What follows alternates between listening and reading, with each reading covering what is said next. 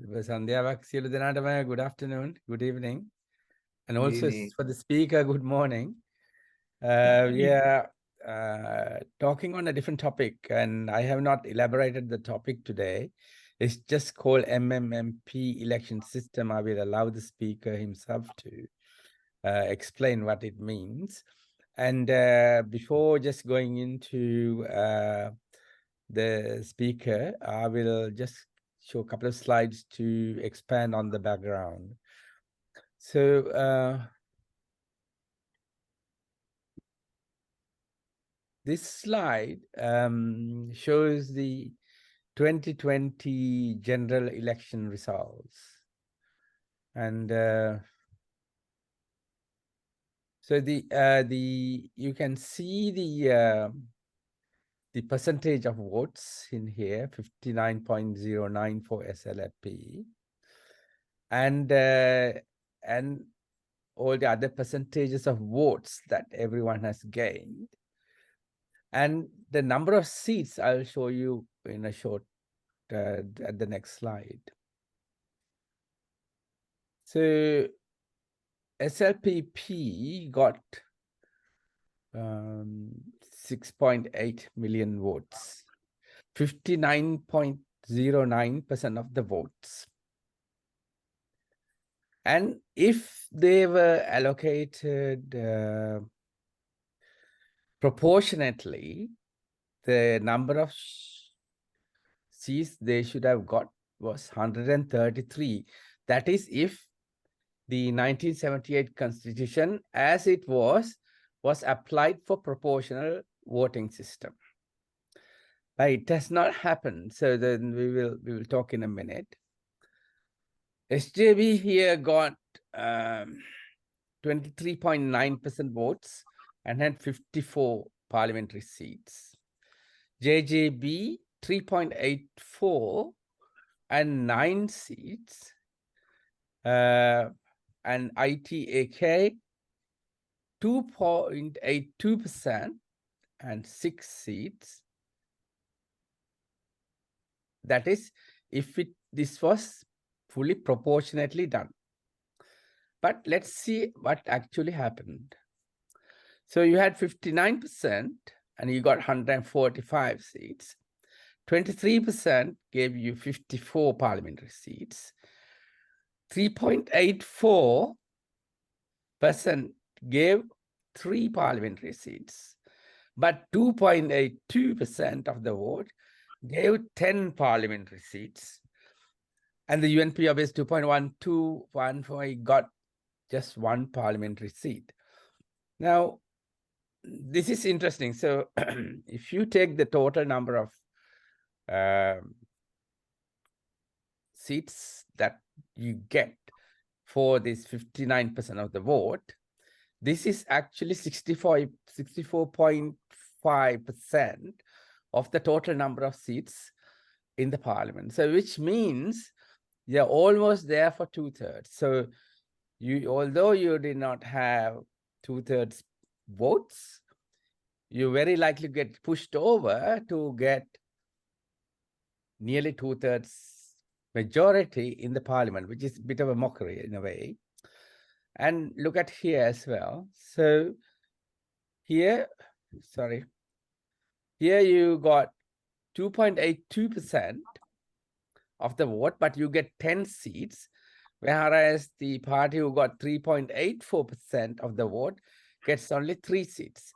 Now, compared to the proportion, say, on the other side, which is if we had done purely to proportions, then you can see now the difference, how the constitutional tinkering has made it possible for someone to represent themselves more than actual proportion of the votes. So it's quite interesting to see what's happened. So even if you had the most peaceful election, it is still unfair, as you can see. If you had no violence, no fraud, nothing at all, the system itself is still unfair. And why do some parties get higher number of seats above the proportion of votes?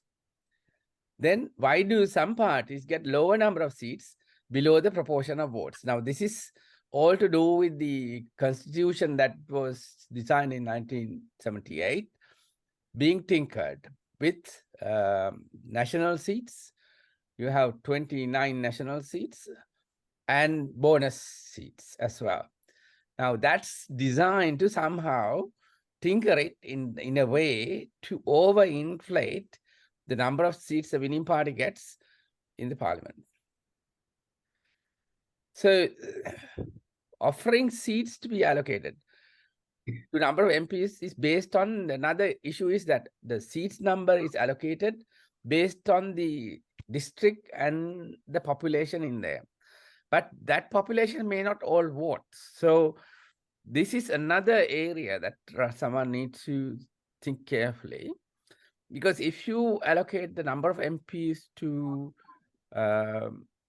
number of the people who are living in that particular area, so every time you have to depend on a census to find out how many MPs going to be that particular area, then it gives the opening for people to use the abstinence, for example, even by threat, so that you can inflate a particular party by suppressing another one.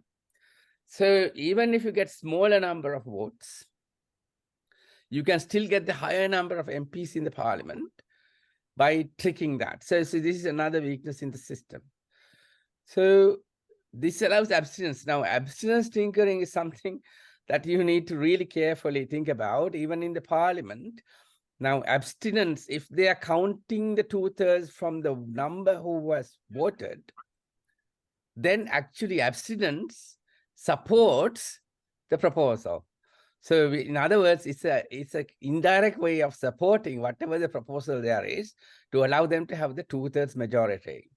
So you have to be carefully thinking about why this abstinence is happening. So all these things, I hope Janaka Ranasinghe Sagra, who is our speaker today, would have considered most of these things, because he's the person who has provided data which I didn't know, that we also discussed some time ago. So I'm very grateful that Janaka to put his own time to think about this election scenario. So he has a BSc in engineering in electrical engineering from University of Moratuwa. And he's also an MS degree in electrical engineering. So he's an expert in electrical engineering. And that's from California State University, Long Beach. He has a PhD on biological engineering from University of Missouri. And he currently works as a modeling and simulation specialist. Now, that's the skill that he has used to do this, because he can do modeling and simulation on data. And that's what he's used. And I'm really grateful that he used his technique and capability to show us this bit of data. And this MMMP means multi-member mixed proportional election system. And that is actually his concept proposed in 2015. So here is the original person who talked about it and going to explain it to you. So thank you, Janaka, for joining. I'll stop share and you can show your slides and start. Yeah, thank you. Thank you so much. Can you see my slides? Yeah, great. Yeah, thank you. Okay. Okay. Thank you for giving me this opportunity. Let me start.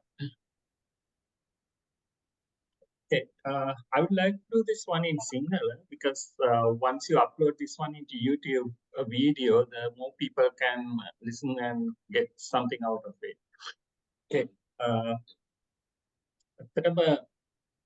Electoral system එකක් ගත්තොත් perfect electoral system එකක් කියලා නැහැ. හැම එකේම පොඩි අඩුපාඩු තියෙනවා. ඒ වගේම ඕනම electoral system එකක් ගත්තොත් ඒකෙන් කවුරුවත් satisfy කරන්න බෑ. ඉතින් ප්‍රොෆෙසර් චූලා කිව්වා කාරණාවල යම් කාරණාවලට මම එකඟ වෙනවා, සමහර කාරණා මම highlight කරන්නම් මොකද වෙන්නේ කියලා.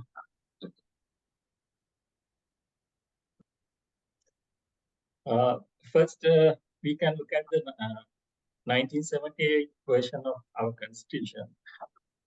ඒකෙදි මුලින්ම කලේ ලංකාව electoral districts 20 to 20 22 electoral district වලට divide කරපු එක. ඒක කියලා තිබුණේ 20 24 අතර establish කරන්න කියලා. delimitation commission එක decide කරා 22ක් හදන්න. මොකද වන්නි district එක ගත්තොත් ඒක තියෙනවා මැනන්, මුලටිව් and වවුනියා.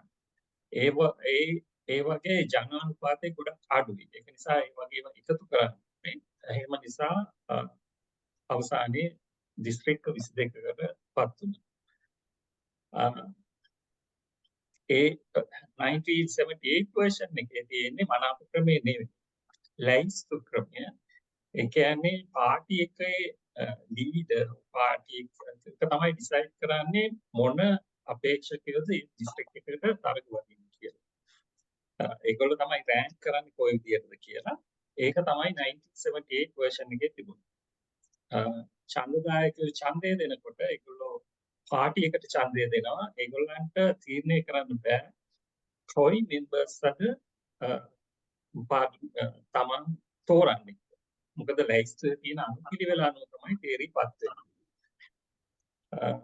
අනිත් එක තමයි vote threshold එක. ඒ කියන්නේ certain number of votes ගත්තේ නැත්නම් එහෙම ඒගොල්ලන්ට PR calculation එකට ගණන් ගන්නේ නැහැ. ඒක 12.5% තමයි මුලින්ම initially තියලා තිබුණේ. තේරිපත් වෙන කට්ටිය තේරිපත් වෙන්නේ nomination paper එකේ තිබිච්ච order එක. මේක තිබිච්ච ප්‍රශ්න තමයි මේක පළවෙනි පාට 1982 district development council election නැත්නම් district සංවර්ධන සභා election එකට use කළා. මේ close list system එක. එතකොට මේ list වල ගොඩක් list වල fill කරේ ඒ දවස්වල තිබිච්ච political party වල friends like family members like. ඒගොල්ලෝ align වෙච්ච small party වල කට්ටියව tail එකට දානවා. දැන් මනාප ක්‍රමයෙන් උනත් තේරෙනවා ඇති තේරෙන්නේ මුලින් ඉන්න කට්ටිය. අග ඉන්න කට්ටියට කිසිම chance එකක් නැහැ. ඉතින් මේක ලොකු කතා බහක් ඇති වුණා මේක ගැන. ඒක නිසා මේක වෙනස් විය යුතුයි. close list එකෙන් open list එකට ආයුතුයි කියලා කියනවා. ඉතින් දැන් අපි කියනවා open list නැත්නම් මනාප ක්‍රමයෙන් close list එකට යන්නේ. හොඳයි මනාප ක්‍රමය abolish කරන්න කියලා. ඉතින් මේක ගැන බලමු මොනවද PR එකේ තියෙන options කියලා. අනිත් කාරණේ තමයි vote threshold එක 12.5%. එහෙම වුණාම කුඩා පාටි වලට minorities වලට seat එකක් win කරන්න හරිම අමාරුයි. ඊළඟ කාරණේ certain district වල number of members පත් වෙනවා ගොඩක් වැඩි. I think ඒ උදාහරණයක් විදිහට කොළඹ ගන්න පුළුවන්. කොළඹ 19ක් පත් වෙනවා. ඉතින් campaign expenses වැඩි. ඒක නිසා parties ඉල්ලා හිටියා මේ district divide කරන්න. මේක නිසා first amendment එක ආව electoral system එකට මේ 1988 වල. ඒක 14th amendment එක constitution එකේ. ඒකෙදි කරපු අමුතුම දෙයක් තමයි ජාතික ලැයිස්තුව introduce කළා. Introduce කරලා number of members 196 වල ඉඳන් 225 වලට වැඩි කළා. 29කින් වැඩි කළා. ඒ වගේම සමහර certain district 10ට වඩා members පත් වෙන district වල ඒ district split කළා කලාප වල. 10ට වඩා වැඩි වෙනවා 2 zones 20 වලට වඩා වැඩි වෙනවා 3 zones විදියට කලාප වලට වෙන් කළා. මම මේ කලාප වෙන් වෙන district අරගෙන දාලා බැලුවාම එනවා ලස්සන number එකක් 29 කියලා. මට ගොඩක් ප්‍රශ්නයක් තිබුණා මොකද්ද මේ national list එකේ 29 කියලා. මම හිතන්නේ ගොඩාක් දුරට මේ number එක තමයි national list එකට national list එකේ members ගන්න තීරණය කරන්නේ නැත්තේ. ඒගොල්ලෝ බලාපොරොත්තු වෙන්නේ නැති ජාතික ලැයිස්තුවෙන් පත් වෙන කට්ටිය මේ හැම district එකකින් නැත්නම් කලාපයකින් පත් වෙන විදියට පත් කරගත්තොත් මුළු ලංකාව පුරා නියෝජනයක්. හැබැයි ජාතික ලැයිස්තුවෙන් මේ වගේ නියෝජනයක් ගන්න අමාරුයි. ඒක කොයි විදිහටද distribute කරන්නේ කියලා. ඊළඟට 14th amendment එකෙන් තමයි closed list system එකේ කියන්නේ party එක තමයි decide කරන්නේ කොයි විදිහටද තමන්ගේ candidates අව list කරන්න කියන එක මාරු කළා මනාපක්‍රමයට. දැන් තියෙන මනාපක්‍රමයට. ජාතික ලැයිස්තුවට නම් කරන කට්ටිය ජාතික ලැයිස්තුවෙන් පමණක් නෙවෙයි district ලැයිස්තුවෙන් පත් වෙන්න පුළුවන් කියන එක ඇතුළත් කළේ මේ 14 වෙනි amendment එක. ඊට පස්සේ මාස 7ක් ඇතුළත ගෙනාවා 15th amendment එක. 15th amendment එකෙන් කලාප ක්‍රමයේ සම්පූර්ණයෙන්ම හොස් කළා දැම්මා. vote threshold එක 12.5% එකේ ඉඳන් 5% වලට අඩු කළා. දැන් බලමු මේ සිස්ටම් එකේ ඉලෙක්ටෝරල් මෙතඩ් එක විදිහට ගත්තාම මොන වගේ ප්‍රශ්න තියෙනවද කියලා. මෙතෙන්දි මම කතා කරන්නේ directly related නැති ඒවා. කියන්නේ members across over කරනවා. එහෙම නැත්නම් campaign financing ඒවා නෙවෙයි. electoral method එකට අදාළ කාරණා තමයි මම කතා කරන්නේ. මේ 78 ආපු ඡන්ද ක්‍රමයේ මම දකින ප්‍රධානම දුර්වලකම් විදිහට දකින්නේ local representation එකක් නැති. ජනතාවයි නියෝජිතය අතර දුරස් භාවයක් තියෙනවා. ජනතාවට හැකියාවක් නැහැ නියෝජිතයව පත් කිරීමටවත් අවශ්‍ය නැති වෙලාවට පත් නොකිරීමට. ඒකවල මනාප ක්‍රමයෙන් ඒක හොඳින්ම සිද්ධ වෙන්නේ නැහැ. ඒක නිසා මීට වඩා කිට්ටු ක්‍රමයක් කරා යන්න. ඉතින් අපි SPP ක්‍රමයට ආපහු යන්නේ තේරුමක් නැහැ. ඒක නිසා මික්ස් member system එකක් තමයි මේ සඳහා ගැලපෙන්නේ. අනික කාරණේ මේ vote threshold එක. vote threshold එක 12.5 ඉඳලා 5% වලට ගෙනාවා. එක කට්ටියක් කියනවා මේක තනිකරම අයින් කරන්න. මොකද small parties වලට මේ vote threshold එක unfair වෙනවා. ඒගොල්ලන්ට තේරීමේ අවස්ථාවක් නැති වෙනවා. ඒක නිසා මේක abolish කරන්න කියලා. තව කට්ටියක් කියනවා නෑ මේක increase කරන්න. මේ small parties elect වෙන නිසා large parties වලට ඒගොල්ලන්ට ඕනේ ප්‍රමාණය ගන්න බෑ. ඊළඟට small parties ඇවිල්ලා demand කරනවා පාර්ලිමේන්තු එකේ ඒක සංග්‍රහ හදන්න. ඒක නිසා මේක ඉහළට දානවා. මේ එහෙම කරාම අර small parties elect වෙන එක නතර කරන්න පුළුවන්. තව එකක් තමයි district bonus seats. මේක abolish කරන්න කියනවා. මේක නැති කරන්න කියලා කියනවා. තව කට්ටියක් කියනවා මේක තියෙන්න ඕනේ. මොකද PR වල තියෙන දුර්වලතාවය. PR system එකේ තියෙන main weakness එක තමයි දිනන පක්ෂය winning party එකට majority එකක් normally හම්බෙන්නේ. 2010 2020 කියන්නේ exceptional cases. ඒක අතරම ගත්තොත් PR system එකක outliers වගේ. සාමාන්‍යයෙන් ගත්තොත් majority එකක් හම්බෙන්නේ 1994 2000 2001 2004 2015 කියන elections වල winning party එකට majority එකක් හම්බුනේ නැහැ bonus seats තිබිලා. ඉතින් ඒක නිසා මේ PR method එකේ මේ වෙන ප්‍රශ්නේ නිසා යම් කිසි විදිහකින් ඒකට support එකක් දෙන්න ඕනේ. ඒක විදිහට තමයි 1978 drafters හිතලා මේ bonus system එක ගෙනත් තියෙනවා. ඇත්තට මේක bonus වලට වඩා මම කියන්නම් mix system එකක් කියලා. මොකද mix member majoritarian කියන system එක තමයි implement කරලා තියෙන්නේ පොඩ්ඩක් කේවල පැත්තට SPP පැත්තට බර වෙන්නේ. හැම district එකකින්ම ඡන්ද වැඩියෙන්ම ගන්න පක්ෂයට FPP ආසනයක් තිබෙනවා. ඒ ආසනය ලබා දෙන්නේ ඒ ලිස්ට් එකේ මුලින්ම ඉහළින්ම ඉන්න කෙනා. එහෙම තමයි ව්‍යවස්ථාව තියෙන්නේ. නමුත් ඒක බෝනස් කියන නම ඇවිල්ලා දැන් අපි හැමෝම පාවිච්චි කරන්නේ බෝනස් කියන නම පාවිච්චි කරන්නේ බෝනස් කියලා. නමුත් ඇත්තටම මේක කේවල සමානුපාතික මිශ්‍ර ක්‍රමයක් තමයි 1978 වල ප්‍රොපෝස් කළේ මේ 100% PR system එකේ තියෙන weakness එක නැති කරන්න. නෙදර්ලන්ඩ් ගත්තොත් නෙදර්ලන්ඩ්ස් වල තියෙන්නේ 100% PR system එකක්. ඒකේ දැනට කවදාවත් දිනපු පක්ෂයට majority එක හම්බෙලා නැහැ. හැම වෙලේම coalitions හදනවා. ඉතින් coalitions හැදුනහම සමහර ලාවට ඒක හොඳ වෙන්න පුළුවන්. නමුත් government එක weak නම් ඒක බලපානවා ගොඩක් කාරණා. ආර්ථිකයට බලපානවා. investors ලා invest කරන්න. මේක නිසා මම හිතන්නේ PR system 100% PR system එකකින් අපි 100% PR system එකයි යොදාගන්න.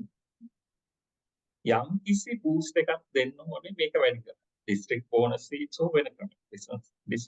district bonus seat අවශ්‍ය කරනවා නම් ඊට වඩා වෙනස් ක්‍රමයකින් පොඩි boost එකක් දෙන්න ඕනේ. because සමහර වෙලාවට සමහර අවස්ථාවලදී coalition එකක් හැදෙන්නම බෑ. 2015 election එකේ result බැලුවොත් හොඳට පේනවා. UNP එක යහපාලන හැදුවේ MPs වලට crossover කරන්න පුළුවන් කියන කාරණාව නිසා. ඒක නිසා අනිත් පක්ෂයෙන් MPs ටිකක් අරගෙන ආණ්ඩුවක් හැදුවා. හැබැයි මේ result එක බැලුවොත් තේරෙනවා නැති 113ක් හදාගන්න හරිම අමාරුයි. එක එක අයගේ තිබිච්ච මතවාද නිසා. එක පැත්තකින් IT එක හිටියා අනිත් පැත්තෙන් JVP එක හිටියා. එතකොට සංධානගත වෙනකොට මොන පක්ෂත් එක්ක සංධානගත වෙන්නේ. ඒගොල්ලන්ගේ බලාපොරොත්තු මොනවද? එහෙම අනුව 2015 election results බැලුවොත් තේරෙනවා PR ක්‍රමයක තියෙන ප්‍රශ්න මොකක්ද කියලා. ඉතින් දැන් election method එකක් හදනකොට අපි බලන්න ඕනේ එකෙන් ආණ්ඩුව බලයට පත් කරා. ඒගොල්ලන් එක තරහෙන් නෙවෙයි. ස්ටේබල් ආණ්ඩුව බලයට පත් කිරීම ගැන හිතන්න වෙනවා. වීක් ආණ්ඩුවක් පත් කරොත් එහෙම ඒක රටටම අහිතකර විදිහට බලපාන. ඕකේ. ඊළඟ තමයි මනාපේ abolish කරන්න කියලා කියනවා. මනාපේ abolish කරොත් මොකක්ද අපි කියන ඕල්ටර්නේටිව්? අන්න ඒ කාරණේ නිසා මම මනාපේ අහෝස් කරනවට කැමැත්තක් නැහැ. මනාපේ අහෝස් කරන්න විසඳුමක් එක්ක එනවනම් මම කැමති මනාපේ අහෝස් කරන්න. මොකද්ද මනාපේ අහෝස් කරන්නේ? ලිස්ට් ක්‍රමයකට ගියොත් එහෙම පාටි ලීඩර්ස්ට තමයි හම්බෙන්නේ අවස්ථාව මේක කොහොමද කියන්නේ කොහොමද ඕඩර් එක සෙට් කරන්නේ කියන්නේ. ඉතින් මේක තමයි ඔරිජිනල් ප්‍රොපෝස් කරලා තිබුණේ මනාපේට ඔපොසිට් එක. ඉතින් PR ක්‍රමයක ඔය දෙක තමයි තියෙන්නේ. ඕපන් ලිස්ට් කියන්නේ මනාප ක්‍රමය නැත්නම් ක්ලෝස් ලිස්ට් පාටි එක ඩිසයිඩ් කරනවා. ඉතින් ඒක ගැන අපි හොඳින් කතා බහ කරන්න ඕනේ. මොකද්ද මේකට තියෙන විකල්ප කියලා.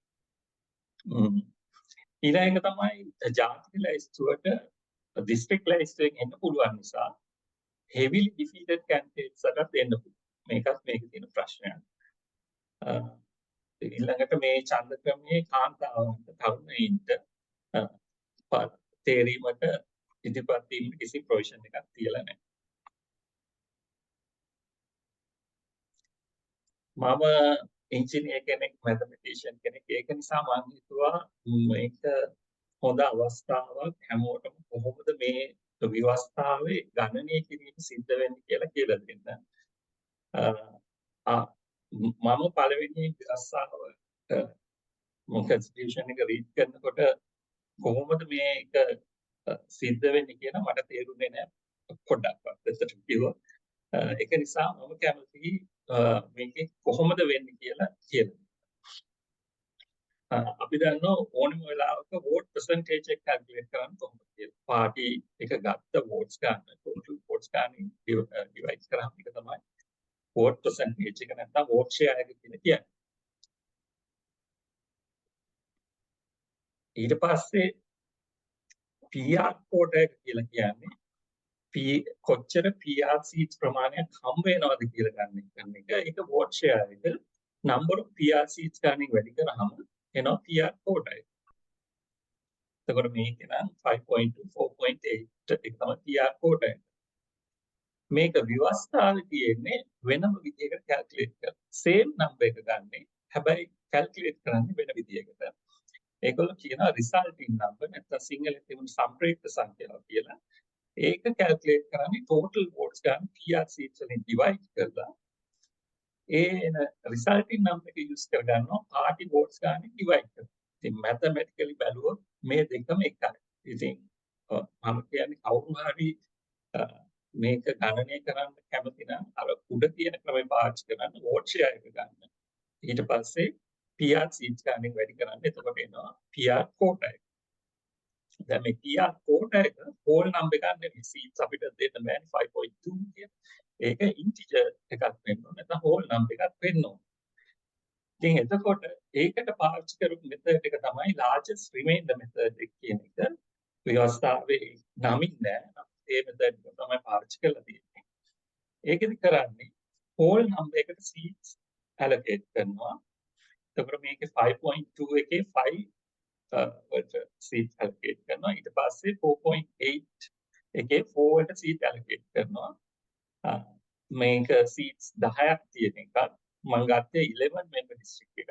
එතකොට ඒකේ මේ A කියන පාර්ටි එක වැඩිපුර ඡන්ද අරන් තියෙන නිසා ඒගොල්ලන්ට බෝනස් සීට් එකක් හම්බ වෙනවා. ඉතින් ආසන 10 තමයි බෙදා දෙන විදිය මෙතන බලන්නේ.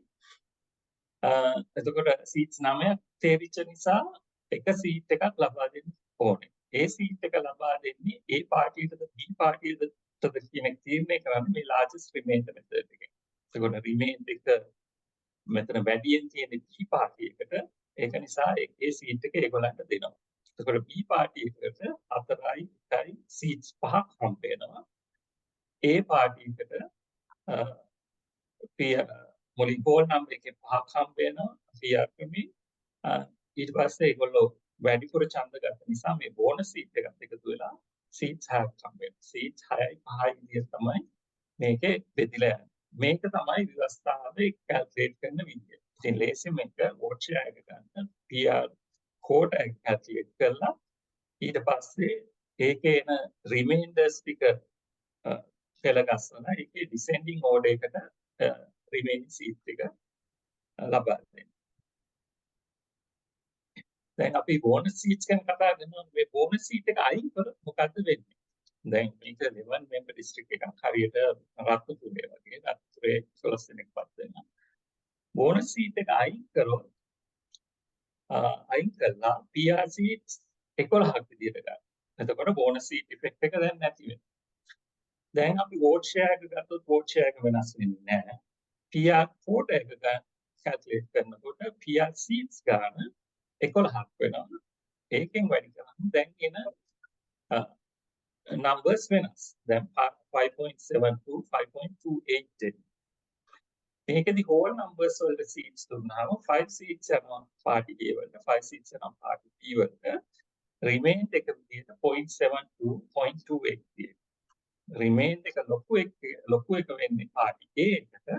ඒක නිසා ඉතිරි එක දෙන්නේ party A එකට. ඒ අනුව මුළු ආසන සංඛ්‍යාව party A එකට හම්බෙච්ච ගන්න 6ක් වෙනවා. party B එක 5ක් වෙනවා. ඉතින් මේ example මේ vote distribution එක අනුව ගත්තාම bonus seat එකක් ගත්තත් එක පිළිතුර bonus seat එකට වෙනම allocate කරන්න එක පිළිතුර bonus seat එක නැතුව calculate කරන්න එකම answer එක එන්නේ. මේකෙන් කියන්නේ නෑ bonus සමහර අවස්ථාවලදී ඊට වඩා වෙනස් වෙනවා කියන එක. නමුත් මේ අවස්ථාවේ මෙහෙම දෙයක් සිද්ධ වෙනවා. සමහර අවස්ථාවලදී bonus seat එක අයින් කරාම ඒකේ වාසියක් වෙනවා. මම කියන්නේ bonus seat එක අයින් කරන එක හොඳයි කියලා. මොකද district මට්ටමින් දැනට bonus seats 22ක් පාවිච්චි කරනවා.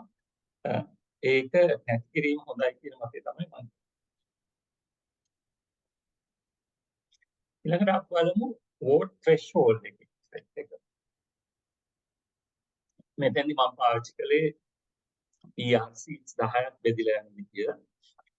vote distribution එක මේ විදිහට ගමු. party A 50 votes ගත්තා, party B 40 votes ගත්තා, party C 2 votes ගත්තා. අනිත් parties ඔක්කොම එක vote එක ගන්න parties අටක් හිටියා. මම ඒක පැත්තකට කළා.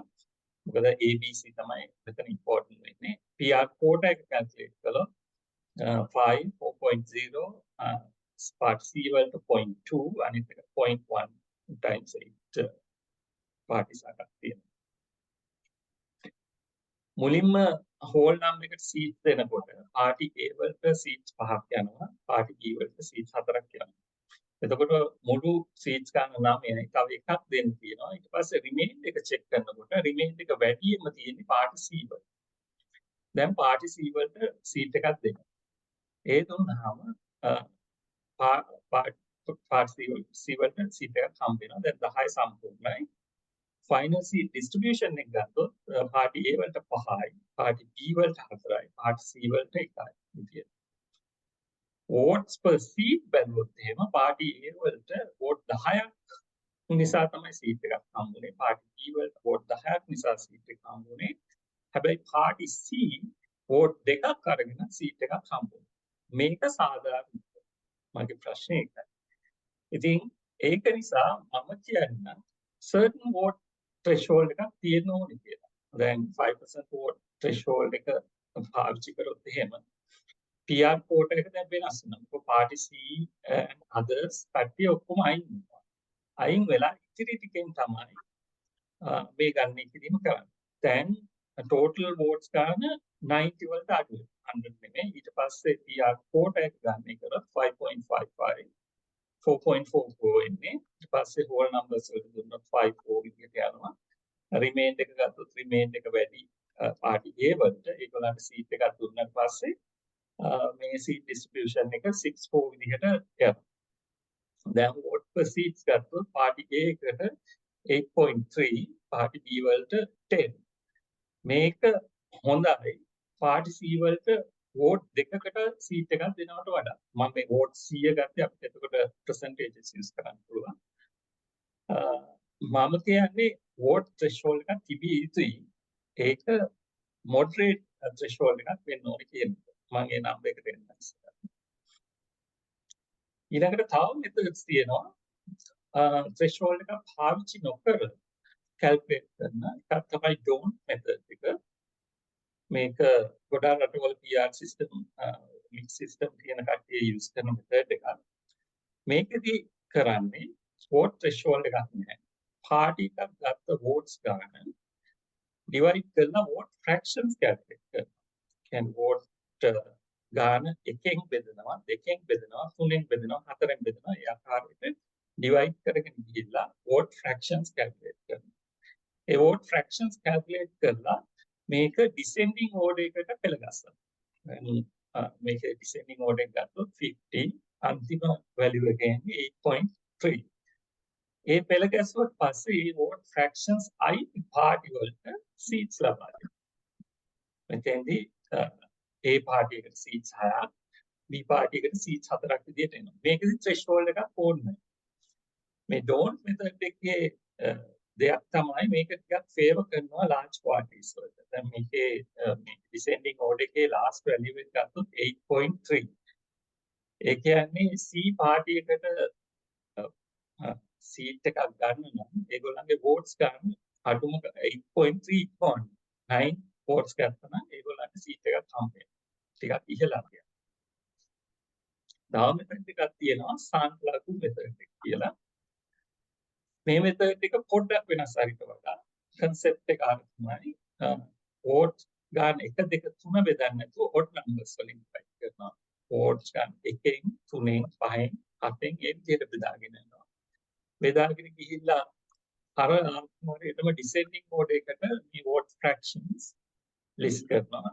list කරලා බලනවා කොයි ඒ vote fraction කිවි මොන parties වලටද කියලා ඒ අනුව seats බෙදා දෙනවා. එතකොට මේකේ අන්තිම value එක ගත්තොත් 4.5. ඒ කියන්නේ party C votes 5ක් ගත්තනම් ඒගොල්ලන්ට seat එකක් හම්බ වෙනවා. ඉතින් මේක ටිකක් favor කරනවා small parties වලට කියලා පිළිගැනීමක් තියෙනවා. ඒ වගේම මේක තමයි වඩා හොඳ calculation method එක කියලා පිළිගැනීමක් තියෙනවා. ඉතින් උදාහරණයක් විදිහට මේක පෙන්නේ මේකේ vote threshold එක නැති කරාම C party එකට seat එකක් යනවා. එහෙම නැත්නම් vote threshold එකක් use කළොත් එහෙම නැත්නම් threshold use කරන්න ඕනේ නැති don't method එක හරි සරලව method එක හරි පාවිච්චි කරොත් 6යි 4යි ආකාරයට ඡන්ද බෙදිය.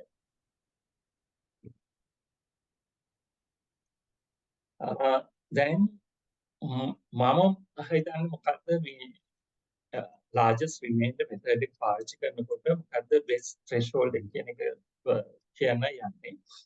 ඉතින් ඒකෙදි මම පොඩි උදාහරණයක් ගන්නවා. මේ උදාහරණේ මොකද මම නම්බර එක වැඩ කරන නිසා මම කැමති මේක නම්බර්ස් වලින් පෙන්නන්න. මෙතන 10 PR seats බෙදන්න එකක්. පාටි A කියන එක 80 votes අරගෙන තියෙනවා. පාටි B 16 votes අරගෙන තියෙනවා. පාටි C 4 votes අරගෙන තියෙනවා. එතකොට PR කෝටා එක කැල්කියුලේට් කළොත් 8.0 1.6 0.4 විදිහට තමයි ඉන්නේ. මම එක ස්ටෙප් එකක් මේකෙන් මිස් කළා. කොහොමද අර හෝල් නම්බර් එකට සීට්ස් බෙදන්නේ? අවසානයේ පිළිතුර තමයි සීට් ඩිස්ට්‍රිබියුෂන් එක 82 විදිහට. පාර්ටි B එකට දෙකක් යනවා. පාර්ටි A වලට 8ක් යනවා. ඉතින් වෝට් per සීට් ගත්තොත් 10යි 8. දැන් මේකෙදිම මේ පාර්ටි C එකේ වෝට්ස් ගන්න 4ම තියෙනවා.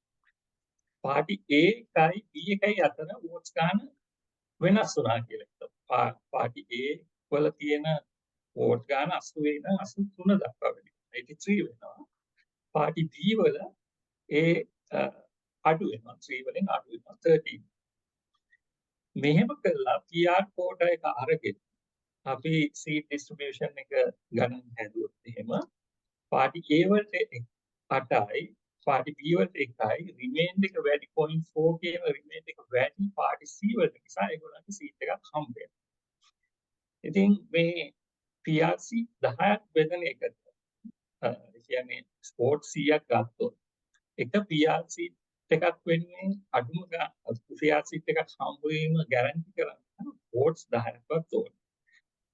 ඒ වෝට් වලින් 50%ක්වත් ගත්තොත් තමයි සාමාන්‍ය පිළිගැනීම ඒ PR ආසනයක් හිමි කියන්නේ. කියන්නේ 5%වත් ගන්න. ඒක නිසා මම කියනවා 10 seats යොදා ගන්න. ඒ කියන්නේ PR seats 10ක් පාවිච්චි කරනවා නම් 5ක threshold එකකුත් 11යි 15යි අතර තියෙනවා නම් 4ක threshold එකකුත් 16 ඊට වඩා වැඩි ප්‍රමාණයක් තියෙනවා නම් PR ගන්න නිසා 3ක threshold එකකුත් පාවිච්චි කරන එක හොඳයි. මේ district මට්ටම. ඊළඟට national list එකේ calculate කරනකොට මුළු 225 සඳහා තමයි අපි මේ national list එක calculate කරන්නේ. එතකොට 225න් එක්කෙනෙක් නියෝජනය කරන්න. ඒ ලංකාවෙම ගන්න ඡන්ද වලින් 225න් එකක ඡන්ද ප්‍රමාණයක්වත් ඒ පක්ෂය ලබාගෙන තියෙනවා කියන එක සාධාරණ නිගමනයක්. මේක තමයි නෙදර්ලන්ඩ්ස් වල පාවිච්චි කරන්නේ. ඒගොල්ලෝ 100% PR සිස්ටම් එකක් යූස් කරන්නේ. ඒගොල්ලෝ කියන්නේ පාර්ටි එකකට තේරෙන්න නම් අඩුම ගානේ ඒගොල්ලෝගේ සීට්ස් 150ක් තියෙන්නේ 150න් එකක් ඡන්ද ප්‍රමාණයක්වත් ගන්න ඕනේ. එක සීට් එකක් හම්බ වෙනවා. ඉතින් මේ වගේ threshold එකක් ජාතික ලයිස්තුවේ තියෙන එක හොඳයි.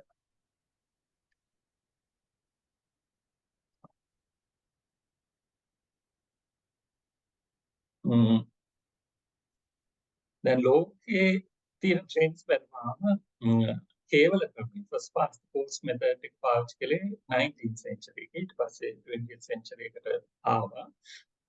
ඉන්දියාව ගත්තොත් ඉන්දියාව තාමත් පාවිච්චි කරන්නේ first past the post. UK, USA ඒ හැම තැන්වල first past the post. නමුත් රටවල් ක්‍රමක්‍රමයෙන් PR ක්‍රමයට මාරු වෙන ගත්ත 20th century එකේ. දැන් වෙනකොට රටවල් ක්‍රමක්‍රමයෙන් mixed member methods වලට යනවා. Mixed member majoritarian නැත්නම් mixed member proportional method. ඔය අතරේදී 10 years ago Canadian student කෙනෙක් propose කළා dual member proportional කියලා method එකක් DMP කියලා කියනවා. මේකෙන් කරන්නේ මේකෙන් මූලික අදහස් තමයි හැම කොට්ටාසයක්ම දෙන්නෙක් පත් වෙන කොට්ටාස එක්කෙනෙක් පත් වෙනවා කේවල ක්‍රමෙන් අනිත් එක්කෙනා පත් වෙනවා PR ක්‍රමෙන්. ඒ විදිහට හදපු ක්‍රමයක්. මේ ක්‍රමය ලංකාවට දාන්න කල්පනා කරාම මේකේ පොඩි ප්‍රශ්නයක් තියෙනවා. ලංකාවේ දිස්ත්‍රික්කවල මේ පත් වෙන මෙම්බර් සංඛ්‍යාව හැම වෙලෙම ඊවන් නැහැ. odd numbers තියෙනවා. එතකොට කොළඹ ගත්තොත් 19ක්. මේක දෙකෙන් බෙදුවාම එකක් ඉතිරි වෙනවා. එතකොට ඒක නිසා මම ඩෙවලොප් කරා මෙතඩ් එකක් මේක තමයි මල්ටි මෙම්බර් මික්ස් ප්‍රොපෝෂනල් කියන්නේ. ඒකේ concept එක මම propose කළේ 2015 වල මේකට අවශ්‍ය ඒවා බලන්න ඕන මේ download කරන්න පුළුවන් QR code තියෙනවා link වලට. ඒකෙන් කරේ දෙන්නෙක් ඉන්න කොටස කොට්ටාසෙ තුන් දෙනෙක් ඉන්න කොට්ටාසත් එක්ක සම්මිශ්‍රණයක් තියෙනවා. ඒ වගේ එකක මේකත් ප්‍රොපෝෂනල් සිස්ටම් එකක්. ඒක ගැන ඉස්සරහට බලමු. අපිට අන්ත දෙකක් කතා කරන්න පුළුවන් ඉලෙක්ට්‍රොරල් මෙතඩ්ස් වල. එකක් තමයි කේවල ක්‍රමය. අනික තමයි සමානුපාතික ක්‍රමය. කේවල ක්‍රමය අපේ ලංකාවේ 1970ට කලින් තිබිච්ච ක්‍රමය. ප්‍රොපෝෂනල් සිස්ටම් එක ලංකාවේ දැන් තියෙන ක්‍රමය නෙවෙයි. බෝනස් සීට්ස් අයින් කළොත් එහෙම ලංකාවේ ක්‍රමය ප්‍රොපෝෂනල් සිස්ටම් එකක් කියන්න පුළුවන්. ඒක තමයි අනිත් අංක. ඒ අතරට අපිට දාන්න පුළුවන් මේ මික්ස් මෙම්බර් මෙතඩ් කියන එක. මේක කේවල ක්‍රමයේ සමානුපාතික ක්‍රමයේ සම්මිශ්‍රණය. එතකොට ප්‍රධාන වශයෙන් ක්‍රම දෙකක් තියෙනවා. එකක් මික්ස් මෙම්බර් මැජොරිටේරියන් මිශ්‍ර සවික බහුතර. අනිත් එක මික්ස් මෙම්බර් ප්‍රොපෝෂනල් මිශ්‍ර සවික සමානුපාතික. මේ ක්‍රම දෙකේ වෙනස මම ඉස්සරහදී විස්තර කරන්න. ඊට අමතරව මම කතා කරන ක්‍රමේ බහුසවික මිශ්‍ර සමානුපාතික නැත්නම් මල්ටි මෙම්බර් මික්ස් ප්‍රොපෝෂනල්. මේ ක්‍රම ගත්තොත් MMM ක්‍රමය සමානුපාතික ක්‍රමයේ ඉඳන් යොදා ගන්න කේවල ආසන සංඛ්‍යාව අනුව කේවල පැත්තට ගමන් කරනවා. කියන්නේ MMM මෙතඩ් එක ටික කේවල පැත්තට වෙනවා. කේවල ආසන ප්‍රමාණය වැඩි කරනවා. ඒක ප්‍රොපෝෂනල් ක්‍රමයෙන් ඩීවියේට් වෙනවා එතන.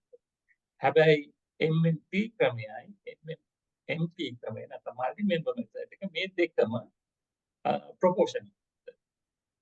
මේවා තියෙන ප්‍රශ්නේ තමයි ඕවර්හැන්ග්ස් එක. MMP ක්‍රමයේ ඕවර්හැන්ග්ස් ගොඩක් වෙනවා.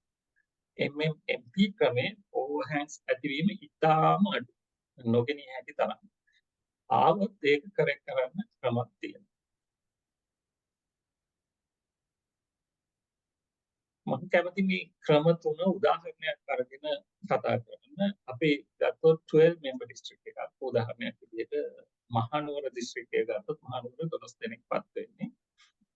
එතකොට මේ MMM මෙතඩ් එක පාවිච්චි කරනවා නම් කේවල ආසන සංඛ්‍යා කොට්ටාස 8ක් තිබී මහනුවර district එකේ. එතකොට මේ කේවල ආසන වලින් පත් වෙනවා 8 දෙනෙක්. ඊට පස්සේ PR ක්‍රමයෙන් 4 දෙනෙක් පත් වෙනවා. මේ දෙක අතර සහසම්බන්ධයක් නැහැ. ඒ කියන්නේ කේවල ක්‍රමයෙන් පත් වෙන කට්ටිය වෙනම පත් වෙනවා. PR ක්‍රමයෙන් පත් වෙන කට්ටිය වෙනම පත් වෙනවා. මේ දෙකේ එකතුව තමයි අවසානයේ පිළිතුර වෙන්නේ.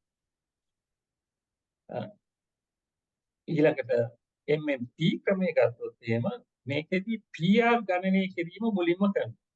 ඡන්දයකදී PR ක්‍රමය මුළු 12ටම ගණනය කරනවා. ඊට පස්සේ කේවල ආසන දිනුවා නම් ඒගොල්ලන්ට ඒක අයින් කරලා ඉතිරි ටික බෙදා දෙනවා. අර PR ගණනය කිරීමේ ලැබුණ අගයන් අනුව. එතකොට මෙතන ඒ බෙදා දෙන සීට්ස් වල කියනවා PRC, PR compensatory, ඌන පූර්ණ ආසන කියනවා නැත්නම් PR වන්ද්‍ය ආසන කියලා කියනවා. එක නම් පාවිච්චි කරනවා. PRC සීට්ස් කියලා කියනවා.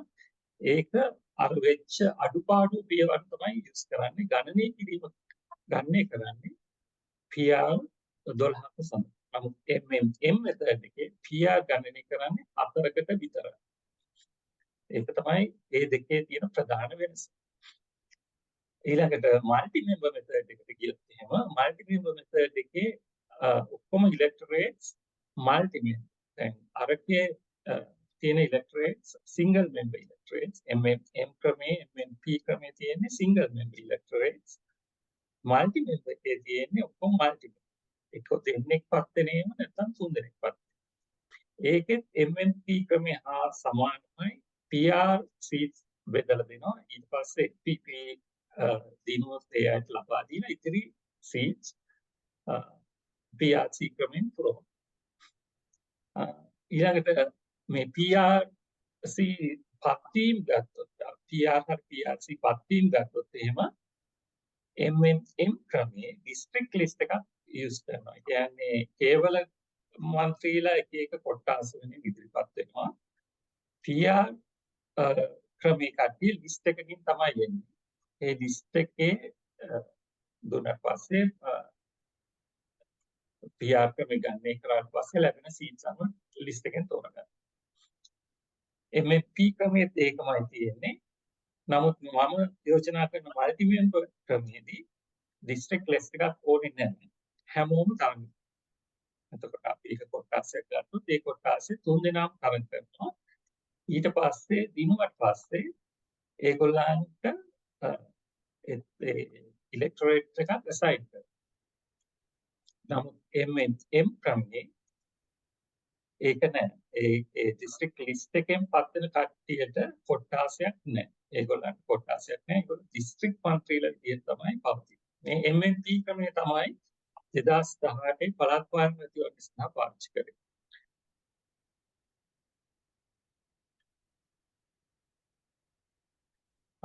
මල්ටි මෙම්බර් මෙතඩ් එකේ තව වැඩි විස්තර බලමු. මල්ටි මෙම්බර් මෙතඩ් එකේ ඡන්ද පත්‍රිකාව ටිකක් මෙන්න මේ ආකාරයට ගන්නේ. පාටි එකට ඡන්දය දෙනවා. ඊට පස්සේ මෙතන බහු කොටාසයක් නිසා කීප දෙනෙක් ඉදිරිපත් වෙනවා. මේ කීප දෙනාගෙන් අපි කොහොමද තෝරගන්නේ හොඳ එක්කෙනා. ඒක නිසා මෙතනදී මනාප ක්‍රමයේ යොදා ගන්න වෙනවා. හැබැයි මනාප ක්‍රමයේ අර වගේ ලොකු ප්‍රමාණයකට නෙමෙයි කුඩා කොටාසයක නැත්නම් මේකෙදී මේ කොටාස වල කලාප කියලා කියනවා. මේ කුඩා කලාපයක කීප දෙනෙක් අතර තමයි කීප දෙනෙක් අතරින් සුදුසු තෝරගන්න තමයි මනාප ක්‍රමයේ පාවිච්චි කරන්නේ. දෙන්නෙක් ඉන්න කලාපයක මනාප දෙකක් පාවිච්චි කරන්න පුළුවන් ඡන්දදායකයාට උපරිම වශයෙන් ඔන්න එක්කෙනෙකුට දෙතැයි ඔන්න නොතියනවා. 3 දෙනෙක් ඉන්න කලාපයක මනාප 3ක් ලබා දෙන්න පුළුවන්. තමන් කැමති තමන් අපේක්ෂක 3 දෙනාට කැමති 3ම ලබා දෙන්න පුළුවන්. නැත්නම් තමන් කැමති එක්කෙනාට එකක් ලබා දෙන්න පුළුවන්. ඊට පස්සේ මේ මනාප ලැබීම අනුව තමයි මොන එක්කෙනාටද කලාපේ හිමි වෙන්නේ කියලා කලාපේ PRC අසකින් හිමි වෙන්නේ කියලා තීරණය කරන්නේ.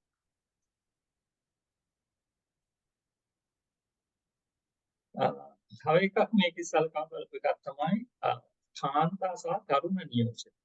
ඉතින් 2020 පාර්ලිමේන්තුව ගත්තොත් එහෙම කාන්තාවන් ඉන්නේ 12 දෙනෙක්. ඒ කියන්නේ 5.3%. නමුත් ලංකාවේ මම කියන්නේ කාන්තා ජනගහනය 51ක් හරි 52ක් හරි තියෙනවා. ඉතින් නමුත් නියෝජනයේ තියෙන්නේ 5.3%. youth 18-35 අතර කට්ටිය ගත්තොත් එහෙම 13 දෙනෙක් ඉන්නවා 5.8. 65 plus ගත්තොත් ඒ කියන්නේ අවුරුදු 66ට වඩා වැඩි කට්ටිය ගත්තොත් 42ක් තේරිපත් වෙලා තියෙනවා 2020 පාර්ලිමේන්තු එකට. මේ දකුණු පැත්තට කියොත් එහෙම මෙතන දැන් ලෝක පාර්ලිමේන්තුවේ මොන වගේද මේක විහිදලා තියෙන්නේ කියලා. ලෝක පාර්ලිමේන්තුවේ ගොඩක් දුරට මේක නිකන් බෙල් ෂේප් එකකට තමයි තියෙන්නේ. නමුත් ලංකාවේ පාර්ලිමේන්තුව ටිකක් ස්කිව් වෙලා පොඩ්ඩක් වයස වැඩි පැත්තට වැඩියෙන් තියෙනවා. ඉතින් ඒක නිසා අපි අනාගතයේදී මේ 65ට වැඩි කට්ටිය ටිකක් අඩු කරන්න. නැති කරන්න නෙමෙයි ටිකක් අඩු කරන්න. 18 ඉඳන් 35 කට්ටිය ටිකක් වැඩි කරන්න ක්‍රමවේදයක් හිතේ.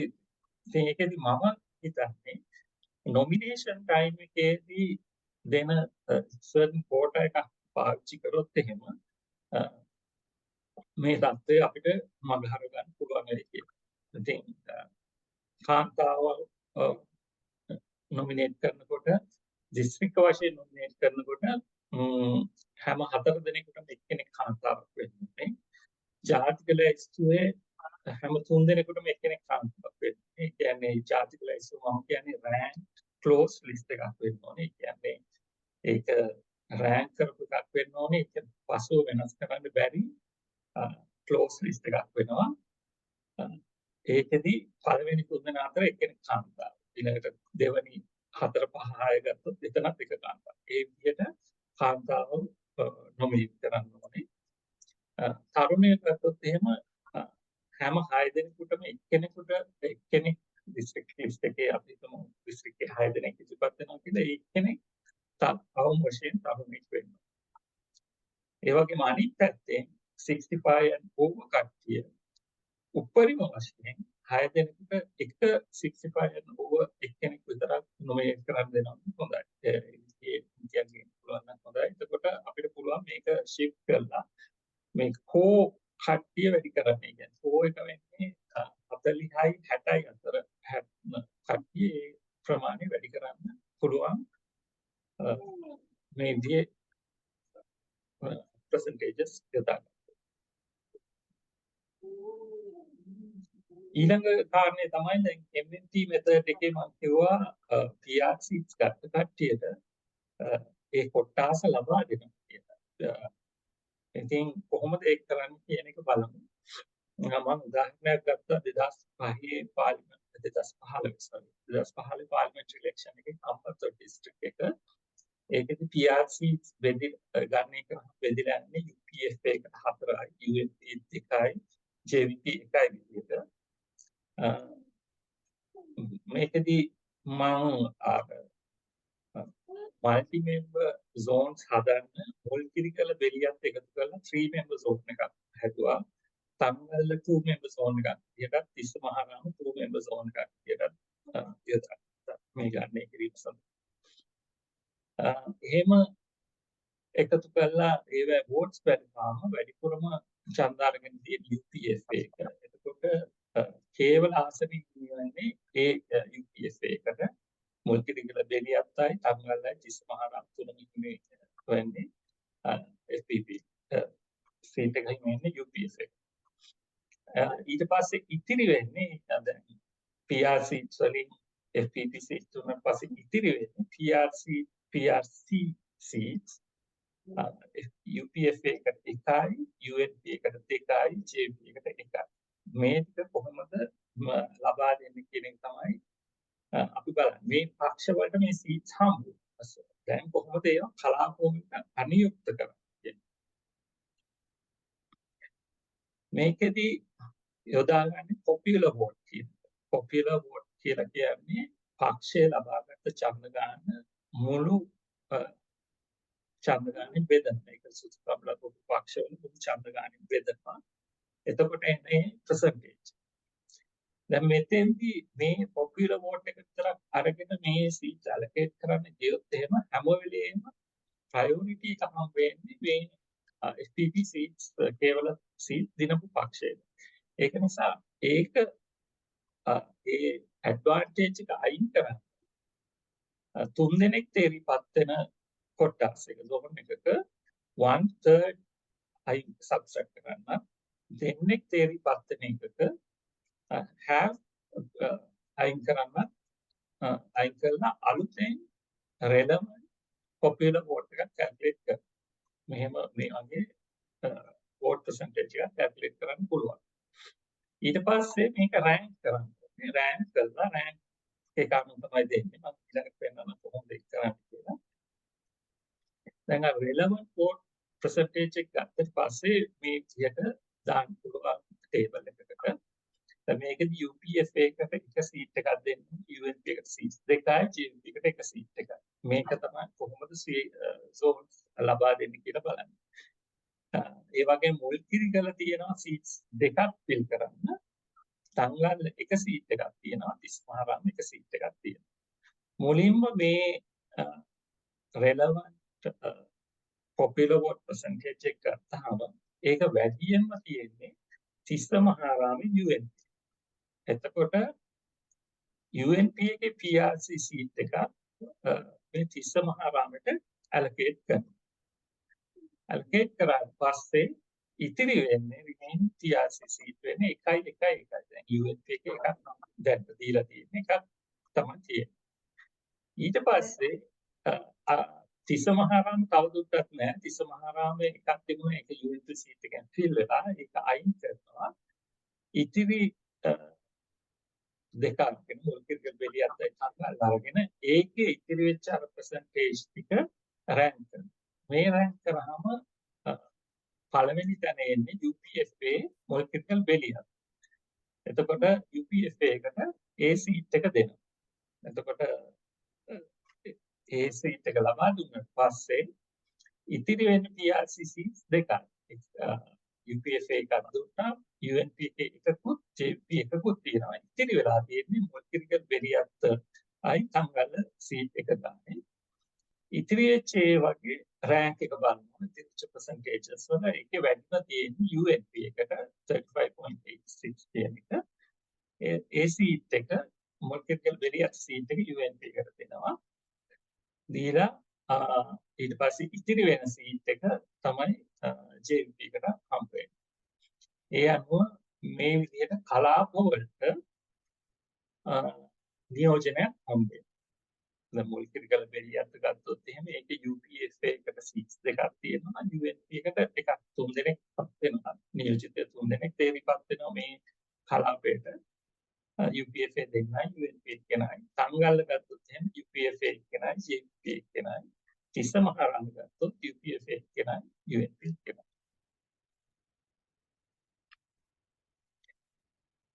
ඊළඟට මම ප්‍රොපෝස් කරන්නේ නැෂනලිස්ට් එකට ඒක ක්ලෝස් රෑන්ක් එකක් වෙන්න ඕනේ. ඒ කියන්නේ පස්ස වෙනස් කරන්න බෑ. ඒකේ ඕඩර් එක දෙන්න ඕනේ මෙන්න මේ අය පත් වෙන්න කියන එක. ඒ වගේම මම කියනවා බෝනස් දිස්ත්‍රික් බෝනස් සීට්ස් පාවිච්චි කරන්නේ නැති නිසා දැන් මික්ස් ක්‍රමයක ඒක පාවිච්චි කරන්නේ නැහැ. ඒක නිසා ජාතික ලැයිස්තුවෙන් සීට්ස් 5ක් වෙන් කරන්න වැඩියෙන්ම ඡන්දගත පක්ෂයට ලබා දෙන්න. මොකද අර PR ක්‍රමයේ තියෙන දුර්වලතාවය ටිකක් දුරට අහෝසි කරන්නේ. ඒක සම්පූර්ණයෙන් අහෝසි වෙන්නේ ටිකක් දුරට අහෝසි කරන්න සීට්ස් 5ක්. ඉතින් මේකේ හොඳට බැලුවොත් එහෙම දැනට සීට් 22ක් තියෙන එක සීට්ස් 5 දක්වා අඩු වෙනවා. ඊළඟට නැෂනලිස්ට් එකට සබ්මිට් කරන එක මැන්ඩේටරි නෑ.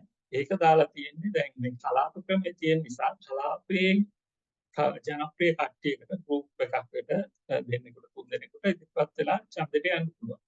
ඒගොල්ලන්ට වැඩක් නැහැ ජාතික ලැයිස්තුවක් ඉදිරිපත් වෙලා. ඉතින් ඒක නිසා ඒක මැන්ඩේටරි කරන්න ඕනේ නැහැ. ඊළඟට ජාතික ලැයිස්තුවට professionals well functioning business community underrepresented parties ඒක ලිමිට් කරන්නේ තුන් දෙනෙක්ට වගේ.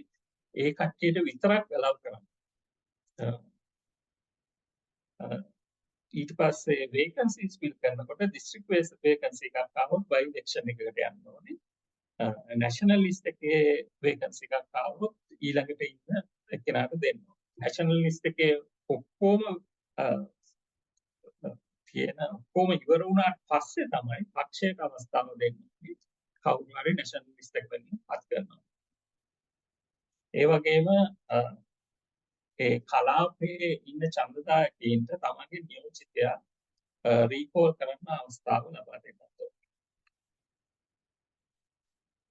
ඕකේ. ඊට දැන් කරක් ගියා මම දැන් පෙන්නනම් සිමියුලේෂන් කරපු රිසල්ට්ස් මම යොදාගත්තා MMM ක්‍රමයයි MMP ක්‍රමයයි මල්ටි මෙම්බර් ක්‍රමයයි යොදාගෙන කරපු සිමියුලේෂන්ස් පෙන්නනවා. මම යොදාගත්ත 2015 මැතිවරණ ප්‍රතිඵල 2020 මැතිවරණ ප්‍රතිඵල යොදාගත්ත ක්‍රමය තමයි MMM ක්‍රමයට කේවල ආසන 140කුත් PR ආසන 70කුත් national list members 15කුත් පත් වෙන ක්‍රමය. මේක යෝජනා කරලා තියෙනවා ඉස්සර අතීතයේ 2015 වල ඉඳන් 2020 අතරදී ඒක පාවිච්චි කළා. අනිත් එක තමයි MMP ක්‍රමේ ඒ අනුපාතයෙන් තියෙන එක. එතකොට PR ක්‍රමයට 210ක් පත් වෙනවා. කොට්ටාස් 140 හරි. ඒකෙන් කේවල මන්ත්‍රී 140ක් පත් වෙනවා. PRC සීට්ස් 70ක් තියෙනවා. මේක යෝජනා කරලා තියෙනවා මේ nationalist seats 15න් 5ක් බෝනස් සීට්ස් විදිහට ලබා දෙන්න කියලා. ඊට පස්සේ ඉතිරි වෙච්ච සීට්ස් 10 national vote proportion එක අනුව distribute කරන්න කියලා. මම යෝජනා කරන ක්‍රමය තමයි දැනට තියෙන ආසන 196 විදිහටම යොදා ගන්නවා. මොකද ඒක ගොඩක් සාධාරණයි දැන් බෙදලා තියෙන විදිය මම දකින්නේ. ඊට පස්සේ ඒක මල්ටි මෙම්බර් ඉලෙක්ටරේට්ස් 80කට බෙදනවා. එතකොට කේවල ආසන විදියට පත් වීම 80ක් තියෙනවා. ඉතිරි ආසන 116 PRC seats allocate කරනවා. ජාතික ලැයිස්තු 29ක් තියෙනවා. මේකේ පහක් බෝනස් සීට්ස් විදිහට ලබා දෙනවා. ඉතිරි 24 ජාතික නැෂනල් වෝට් ෂෙයාර් එක අනුව ලබා දෙනවා. ඉතින් මේක කරන්න නම් මේ අලුතෙන් කොච්චරක් ඉලෙක්ටරේට්ස් එනවද කියන ගණනය කරන්න. දැන් කොළඹට ඒ අනුව MMM ක්‍රමයයි MMP ක්‍රමයයි ගත්තොත් එහෙම කොළඹට අලුත් කොට්ටාස 14ක් තියෙනවා. ගම්පහට 13 අලුතකට 7ක් ඒ විදිහට. මල්ටි මෙම්බර් මෙතඩ් එක ගත්තොත් එහෙම ඒකෙදි දෙන්නෙක් තුන් දෙනෙක් පත් වෙන කලාප තියෙන්නේ. කොළඹට කලාප 7ක්, ගම්පහට කලාප 7ක්, අලුත් 4ක් විදිහට බෙදනවා. ඉතින් මේ සිමියුලේෂන් එක කරන්න උනත් හරියට අපිට මේක රිසල්ට් ගන්න නම් ඩීලිමිටේෂන් එකක් කරන්න ඕනේ. කියන්නේ කොයි විදිහටද මේකේ ආසන බෙදෙන්නේ කියන එක ගණනය කිරීමක් කරන්න ඕනේ. එතකොට තමයි හරි උත්තරයක් අරගෙන මේ සිමියුලේෂන් එක හරියට කරන්න පුළුවන්. මොකද දැන් තියෙන පරණ ඡන්ද කොටස් අරගෙන ඒකට registered voters ලා number of registered voters ලා දාගෙන කියොත් එහෙම මෙන්න මේ වගේ distribution එකක් තියෙන කැන්ඩි වල. එතකොට මේක පේනවා ඇති හාරිස්පත්තුවට වැඩි හාරිස්පත්තුව ඇත්තටම බහුවාසන කැන්ඩි කියන ඉලෙක්ටරේට් එකට polling division එකට 50000ක්වත් නැහැ. සමහර ගම්පොළ වගේ ඒවා ලක්ෂය පන්නලා තියෙනවා. තෙල් දෙනිය වගේ ඒවා 50000ක් තියෙන. කොහොම වෙනස් distribution එකක් තියෙනවා. ඉතින් මේකේ හරියට කැල්කියුලේට් කරනවා නම් මේකෙන් අලුත් ඉලෙක්ටරේට්ස් හදන්න ඕනේ. කැන්ඩි වලට නම් 9ක් ඕනේ. මේ ක්‍රමේ හරියට සිමියුලේට් කරන්න. ඒ නිසා මම නිකන් දල වශයෙන් මේ කළා percentage එක විදිහට පාවිච්චි කරා within 10% මේගොල්ලන්ගේ number of registered voters ලා. ඉතින් මට මෙතෙන්දි කියන්න ඕනේ අපි තවදුරටත් කිසිම සිමියුලේෂන් එකකට ලංකාවේ පැරණි ඡන්ද කොටස් දාන්න නරකයි. මොකද මේ වගේ වෙනස් distribution එකක් තමයි තියෙන්නේ. මේ සීමා නිර්ණයකදී 1976 වල. ඒ කියන්නේ දැන් අවුරුදු 46කට කලින් අවුරුදු 46කට කලින් කරපු එකක් දැනට යොදා ගන්න එපා කිසිම සිමියුලේෂන්ස් වලට. ඊළඟට මල්ටි මෙම්බර් මෙතඩ් එකට ඒකේ කැන්ඩි වලට zones 5ක් එනවා. 3 member zones දෙකකුත් 2 member zones 3කුත්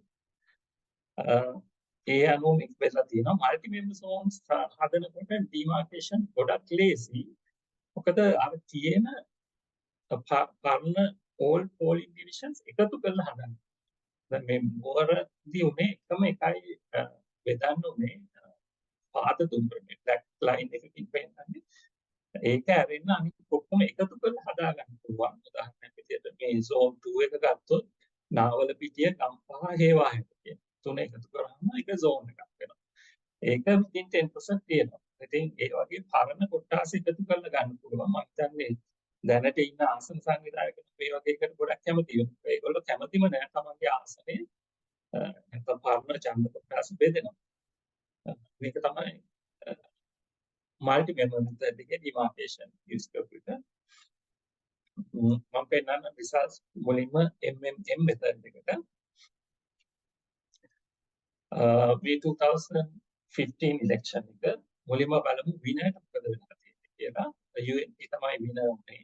මේකේ columns ගත්තොත් second column එක votes පෙන්නන්නේ, third column එක vote percentage එක, fourth column එක 140 කේවල ආසන කොයි විදිහටද පක්ෂ අතර distribute වෙන්නේ කියලා. fifth column එක actual election results. sixth column එකේ මම පෙන්නන්නේ බෝනස් ආසනේ අයින් කරලා ආපහු කැල්කියුලේට් කළා කොහොමද 2015 ඉලෙක්ෂන් එකේ රිසල්ට් බෙදියන්නේ කියන එක. ඉතින් මේක රෙෆරන්ස් එකක් විදිහට පාවිච්චි කරන්න පුළුවන් 100% PR මෙතඩ් එකක් විදිහට. එක දෙයක් මම කියන්නේ මේක 105ක vote threshold එක use කළා. ඊට පස්සේ අන්තිම කොලම් එකෙන් පෙන්නන්නේ සිමියුලේට් කරලා ගත්ත රිසල්ට්. දැන් මේකෙදි පේනවා ඇති UNP විනර්ට හම් වෙන්නේ ආසන 99ක් විතරයි. එයාට proportional 100% proportional district based system national calculation කරන්නේ district based system එකක් 100% proportional විදිහට ගත්තොත් 103ක් ඒ ආසන්නේ ලැබෙන්න ඕන. නමුත් එයාට ආසන ගාන අඩු වෙලා.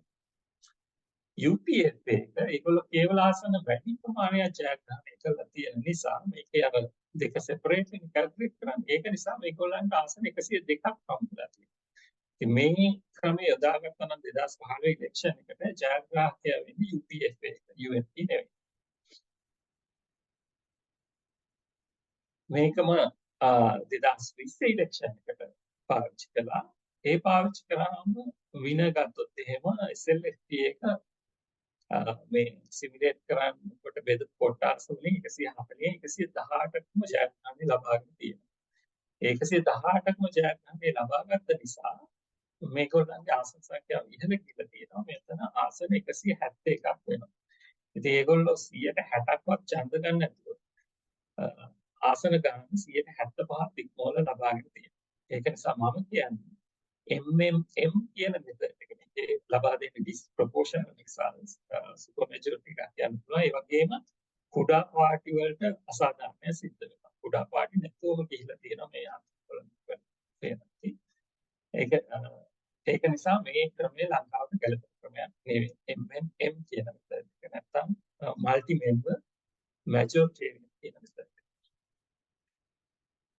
ඊළඟට MMP මෙතඩ් එක මේක කතා කරනකොට මේ උපහැන්ස් ගැන පොඩ්ඩක් කතා කරන්න ඕනේ. ඒක මම quickly මේක කියන්නම්. මම මේ චතු ප්‍රතිඵලයක් ගත්තා මේ වගේ බෙදියාමක් අපි හිතන්න 7 seat member district එකක් ගත්තා කියලා. ඒකේ electorates 4ක් තියෙනවා. PR seats 7ක් තමයි බෙදලා දෙන්නේ. කේවල ආසන 4ක් තියෙනවා. මම ලේසියට එකම ඡන්ද සංඛ්‍යාව ගත්ත හැම electorate එකේම 45ක් අරගෙන පාටි A කියන එක හැම ඉලෙක්ටොරේට් එකම වින් කරලා තියෙනවා. එතකොට ඒගොල්ලන්ට කේවල ආසන 4ක් හම්බ වෙලා තියෙනවා. vote percentage 45%.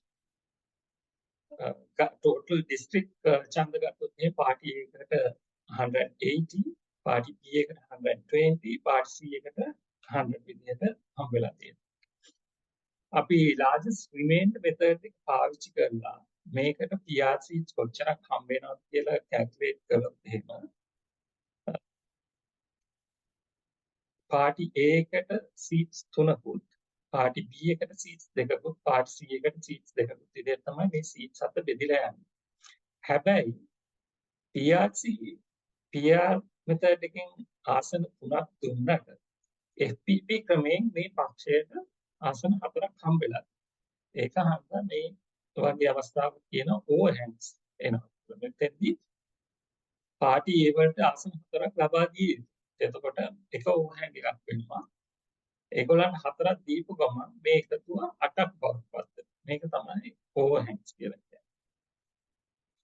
ඉතින් මේ overhands නැතුව calculate කරන ක්‍රම තියෙනවා. overhands කියන්නේ compensate කරන විදි එකක් තමයි don't method එක use කරන්න පුළුවන්. don't method එක use කරලා FTP ගත්ත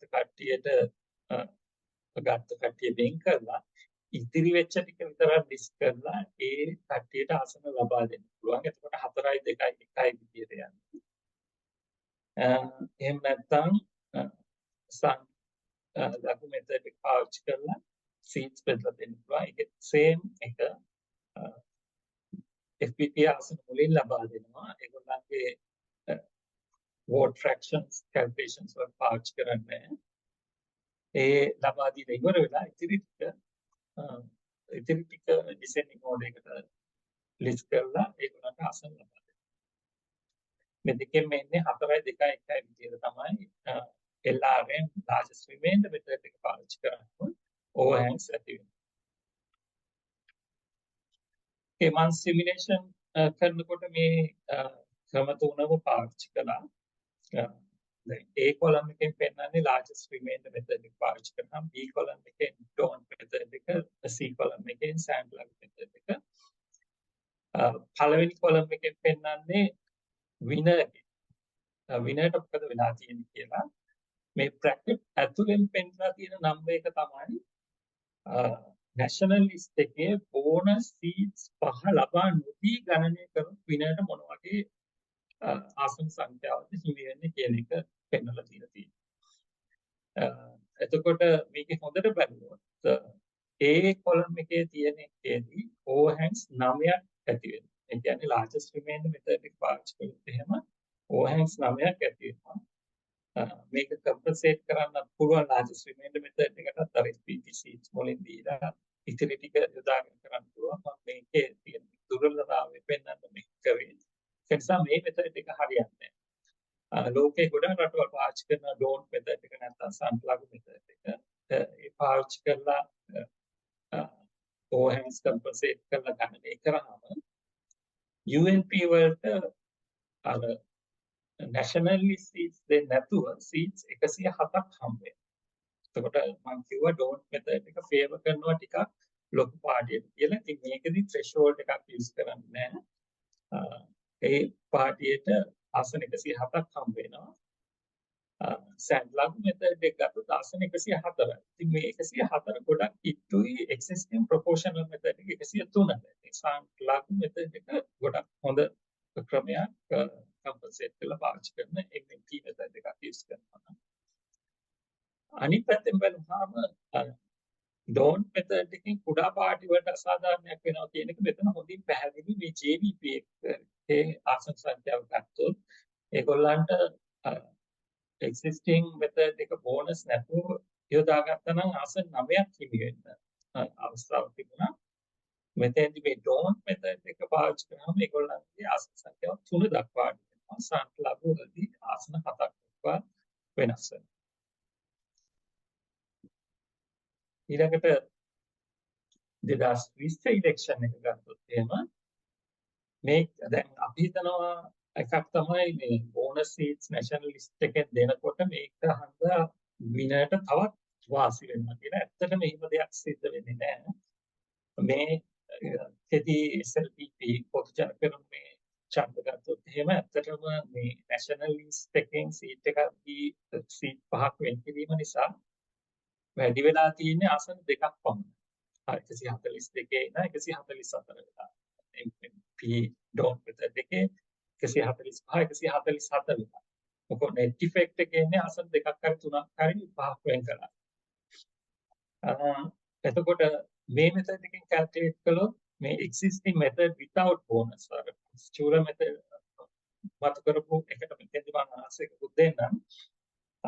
මේ 2020 බෝනස් නැතුව ගණනය කරොත් තමයි මෙන්න මේ විදිහට එන්නේ. මේක district base ගණනය. ඔබ පෙන්නපු එක තමයි district base නැතුව national විදිහට ගණනය කිරීම හෝ threshold නැතුව ගණනය කිරීම. 130 ගණනක් එන්නේ ඒ විදිහට ගණනය කරාම. නැත්නම් national proportion එකට ගණනය කරනවා. ඒ වුණාට අපි පාවිච්චි කරන්න ඕනේ district ක්‍රමයට. district එකේට කොච්චරද ඒ district එක ගණනය කරනවා. ඊට පස්සේ අනිත් එකට යනවා. ජාතික වශයෙන් ගණනය කළා අනිත් පැත්තට බැක් එන්න බෑ district වලට මෙහෙමයි එන්නේ කියන එකට එන්න විදියක් නෑ. අපි ජාතික vote share national vote share එක යම් විදිහකට තියෙන්න පුළුවන්. නමුත් ගණනය කරනකොට අපි district වශයෙන් පටන් ගන්න එතනින් ඉස්සරහට තමයි යන්නේ. අනිත් පැත්තට calculate කරන එක සාධාරණ නෑ. මේ method එක පාවිච්චි කරනවා නෙදර්ලන්ඩ්ස් වල සාධාරණ නෑ කිව්වට ඒගොල්ලෝ හැබැයි පාවිච්චි කරන්නේ 100% PR system का national proportions අනුව seats ගන්න කරලා district 20ක් අතරේ බෙදා දීමක් කරනවා. ඒක ගැන ගොඩක් ප්‍රශ්න තියෙනවා. ඕකේ. තව කාරණයක් මට ඉස්මතු කරන්න ඕනේ මේ MMP method එකේ මේකෙදි කේවල ආසන ලබා දෙන නිසා කේවල ආසන ලබා දීලා PR calculate කරන නිසා කැමති මේ IT එකේ කේවල ආසන සංඛ්‍යාව. ඒගොල්ලෝ කේවල ආසන 13ක් දීලා තියෙනවා. නමුත් බෝනස් නැතුව ගණනය කිරීම අනුව ඒගොල්ලන්ට 9ක් වගේ 9ක් 10ක් ඒ අතර ප්‍රමාණයක් තමයි ලැබිය යුත්තේ. ඒ වුණාට මේගොල්ලන්ට කේවල ආසන දීලා කැල්කියුලේට් කරන්න ඕනේ නිසා ඒගොල්ලන්ට කේවල ආසන 13ම ලබා දීලා තියෙනවා මේ MMP method එකේ. එහෙම වුණාම ඒකේ අසාධාරණ සිද්ධ වෙලා තියෙනවා මේ TMTK කියන පාර්ටි එකට UPA කියන පාර්ටි වලට අර 13 ලබා දීලා ඕහැන් කම්පන්සේට් කරන don't have a large method පාවිච්චි කරන පොඩි පාර්ටි වලට අසාධාරණයක් වෙනවා ඒ විදිහට කම්පන්සේට් කරනකොට. අනිත් කාරණේ මට මේකේ ඉස්මතු කරන්න ඕනේ ජාතික ලැයිස්තුවට 15ක් දක්වා අඩු UNP එකටවත් OPP එකටවත් ජාතික ලැයිස්තු ආසන ලැබෙන්නේ නැහැ. ඉතින් මේකේ මේ MMP ක්‍රමේ පාවිච්චි කරනවා. මම දකින්නේ කම්පන්සේට් කරන්න සෑන්ක්ලාගු මෙතඩ් එක යූස් කරන්න. ඒ ක්‍රමයක් අසාධාරණයි කියලා පාවිච්චි කරනවා. හැබැයි කේවලාසන වැඩිපුර දෙන්න වෙන නිසා ටිස් වලට අසාධාරණයක් වෙන එක සිද්ධ වෙනවා. මොකද මේක 140ක් කේවලාසන තියෙනවා. ඕකේ. අන්තිමට අපි මල්ටි මෙම්බර් මෙතඩ් එකට යමු. මේකේ ආසන 196ක් තමයි දිස්ත්‍රික්ක අතර බෙදලා දීලා තියෙන්නේ. මේක PR ක්‍රමයට ගන්න කරන ආසන 196 දිස්ත්‍රික්ක මට්ටමින් ඊට පස්සේ මල්ටි මෙම්බර් දිස්ත්‍රික්ක වල කේවල ආසන ලබා දෙනවා. ඉතිරි වෙන ආසන 116 පක්ෂ වලට PR සීට් ලැබිච්ච විදිය අනුව බෙදා. මේකෙදිත් මම පාවිච්චි කළා නැෂනලිස්ට් එකෙන් 5ක් බෝනස් සීට්ස් විදියට දෙන්නේ. ඉතිරි 24 සාමාන්‍ය විදියට බෙදා දෙනවා. ඕකේ මේ මෙතඩ් එක පාවිච්චි කරාම UNP විනට වෙලා තියෙන එකක් බලමු. මේ ගණනේදී ඇත්තටම මේකේ ඇතුළත් කරන්න හොඳයි කියලා හිතනවා. නැෂනලිස්ට් බෝනස් නැතුව ලැබෙන ප්‍රතිඵලය ඒ ප්‍රතිඵලය මේ existing method without bonus එකමයි දෙන්නේ. ඒ කියන්නේ 103 94 9 16 එක ආකාරයට තමයි බෙදී යන්නේ මේකෙදී මේ සිමුලේට් කරනවා. හැබැයි අර නැෂනලිස්ට් සීට්ස් 5 දුන්නට පස්සේ ඒක නිසා තව සීට්ස් 3ක වැඩිවීමක් වෙලා 106 දක්වා යනවා. එතකොට දැන් මේකෙන් හොඳට පේනවා ඇති අර 22ක් තිබිච්ච දිස්ත්‍රික් බෝනස් ආසන ක්‍රමයේ අයින් කරලා නැෂනලිස්ට් 5කට දක්වා අඩු කරලා යන ක්‍රමය වඩා හොඳයි දිස්ත්‍රික් ආසන ලබා දෙන්නට වඩා කියලා. 2020 ඉලෙක්ෂන් එක ගත්තොත් එහෙම මේ 141 තමයි සාමාන්‍යයෙන් ලැබිය යුතු එක. හැබැයි මතක තියාගන්න මේක කැල්කියුලේට් කරලා තියෙන්නේ largest remainder method එකේ. ඒක තියෙනවා mathematical fraction වල ප්‍රශ්නය. ඉතින් පොඩි සුළු වශයෙන් බලපාන්නේ. නමුත් ඒ අගයට ඉතාම කිට්ටු එකක් ලබා දීලා තියෙනවා මල්ටිපල් මෙතඩ් 140ක්. බෝනස් ආසන මෙතෙන්දී 5 දුන්නට net effect එක වෙන්නේ 2යි. 142 දක්වා වැඩි වෙලා තියෙනවා. ඉතින් බෝනස් ආසන 5 දුන්නා කියලා 140 ඉඳලා 145 දක්වා වැඩිවීමක් මෙතෙන්දී වෙන්නේ නැහැ. මේක තමයි මල්ටි මෙම්බර් මෙතඩ් එක යූස් කරාම වෙන්නේ. අයිතන් මම මෙතනින් නතර කරොත් හොඳයි. තව මට තියෙනවා කතා කරන්න දේවල්. හැබැයි ප්‍රශ්න අවම අපි බලමු. Thank you. ජනක very good ජනක ගොඩක් complex. ඉතින් ටිකක් ඉගෙන ගන්න එහෙම තමයි මේක තේරුම් ගන්න ඕන. මම හිතන්නේ අනිත් අයටත් ඒ වගේම ප්‍රශ්න ඇති. කාටවත් ප්‍රශ්න තියෙනවද දන්නේ අහන්න මේ වෙලාවේ. මම ප්‍රශ්නයක් දාන්නම් තාම කාටවත් අත උස්සලා නැහැ. එකක් තමයි දැන් ලංකාවේ තියෙන ලොකු ප්‍රශ්න එකක් ඔය දැන් ඔක්කොම අපි තිබිච්ච ඉලෙක්ෂන් බැලුවොත් අපි දන්නේ වයි. හැමෝම ඉන්ටිමිඩේෂන් ටැක්ටික් එක පාවිච්චි කරනවානේ. එක එක්කෙනා එක එක ඉන්ටිමිඩේෂන් ටැක්ටික් එක පාවිච්චි කරනවා. මේ හැටියට දැන් for example දැන් බලමු දැන් voter threshold එකක් ගැන කතා කරනකොට දැන් මේක කොහොම හරි සප්‍රෙස් කරන්න ඕන නම් below 5% නම් තියෙන්නේ මේව කරන්න. එතකොට මිනිස්සු ඒ වෙලාව පාවිච්චි කරනවා ඉලෙක්ෂන් සිලෙක්ට් කරන සෙන්ටර්ස් 3-4කට ඔන්න ගහන සම්පූර්ණයෙන්ම ඒකේ ඉතින් වෝට් එකක් එන්නේ නැති වෙන විදිහට මොකක් හරි ලොකු කචල් එකක් ඇති කරනවා. එතකොට ඒක බොහොම සිස්ටමැටිකලි කරන වැඩක් නේ. මොකද ඒ තව කෙනෙකුට දිනන්න ඕන නිසා තමයි ඒ වගේ එකක් කරන්නේ. ඉතින් එතකොට දැන් ඒක හරි ඊසිලි කරන්න පුළුවන්. දැන් සාමාන්‍ය ඡන්ද ප්‍රමාණයක් ලැබෙයි කියලා හිතලා දැන් මුස්ලිම් එක්කෙනෙක් කියමුකෝ ඉන්නේ කැන්ඩිඩේට්. එතකොට දැන් මුස්ලිම් කමියුනිටිස් තියෙන්නේ එක ගොඩක් ක්ලෝස් කමියුනිටිස්. එතකොට අර වගේ සෙන්ටර්ස් දෙක තුනකට ගැව්වම අර මුස්ලිම් මිනිහා ඉවරයි. මොකද එයාගේ වෝට් ත්‍රෙෂෝල්ඩ් එක ගන්න බෑ.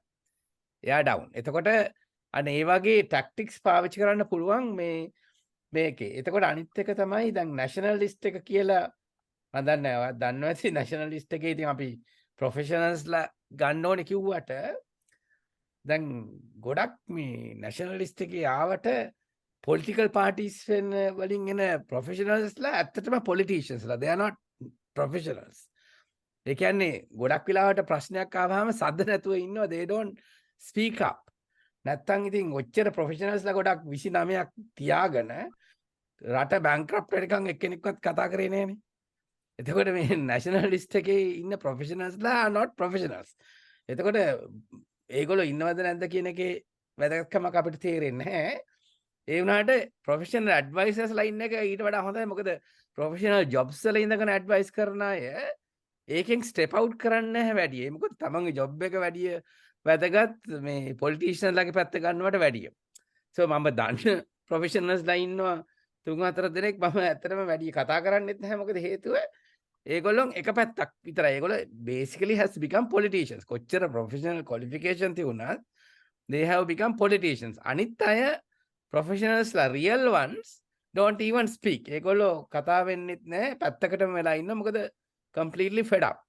සමහරවිට පත්තරේට ආටිකල් එකක් වගේ එකක් ලියනවා. ඒ වගේ තමයි. so ඉතින් එහෙම issue එකකුත් තියෙනවා. එතකොට මේ අනිත් ඔය දැන් ඔය MMMP system එක පාවිච්චි කරත් ගොඩක් අය බලන්නේ දැන් total vote ප්‍රමාණය මෙච්චර ලැබුණා. ඒ වුණාට මේ විනර් වෙන එක්කෙනෙක්. දැන් ඔය එක්සැම්පල් එකක් පෙන්නුවනේ කොහොමද වෙන විනර් කෙනෙක් එන්නේ කියලා. ඉතින් ඒ වගේ එකක් එනකොට ලොකු conflict situation එකක්. එතකොට දැන් අනිත් එක තමයි දැන් ඔය demarcation එකේ දැන් ඔය provincial council වල තාමත් තියෙනවනේ ඔය demarcation එකේ issue එක. දැන් electors demarcation එක වෙනස් කරන්න ගියොත් ඒක ඉතින් ජීවිතේට කරන්න හම්බෙන්නේ නැති වැඩක්. මොකද දැන් එහෙම එකක් තියෙනවනේ වෙලා කොහොම හරි. ඉතින් එක weakness එකක් තමයි අර seats ඒ කියන්නේ මේ parliamentary seats ගන්න ඩිසෙක්ට් කරන්නේ registered voters ලා යටතේ.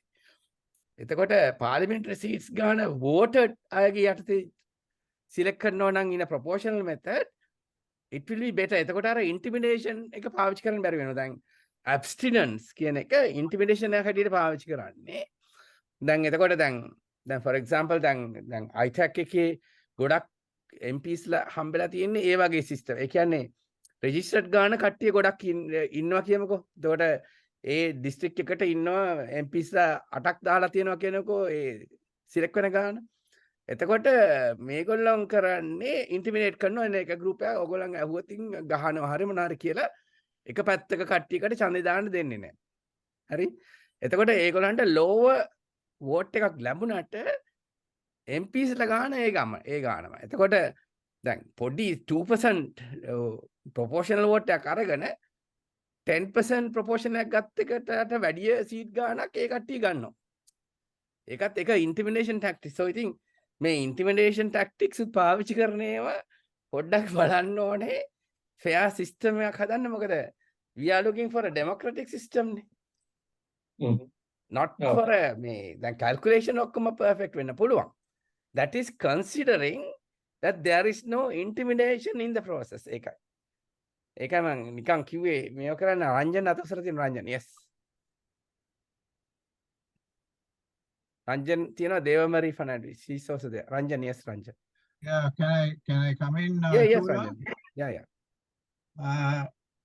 Janaka's analysis was excellent, and definitely it will improve. It is an improvement on the 3 constitutions that we have had so far in promoting democracy, right?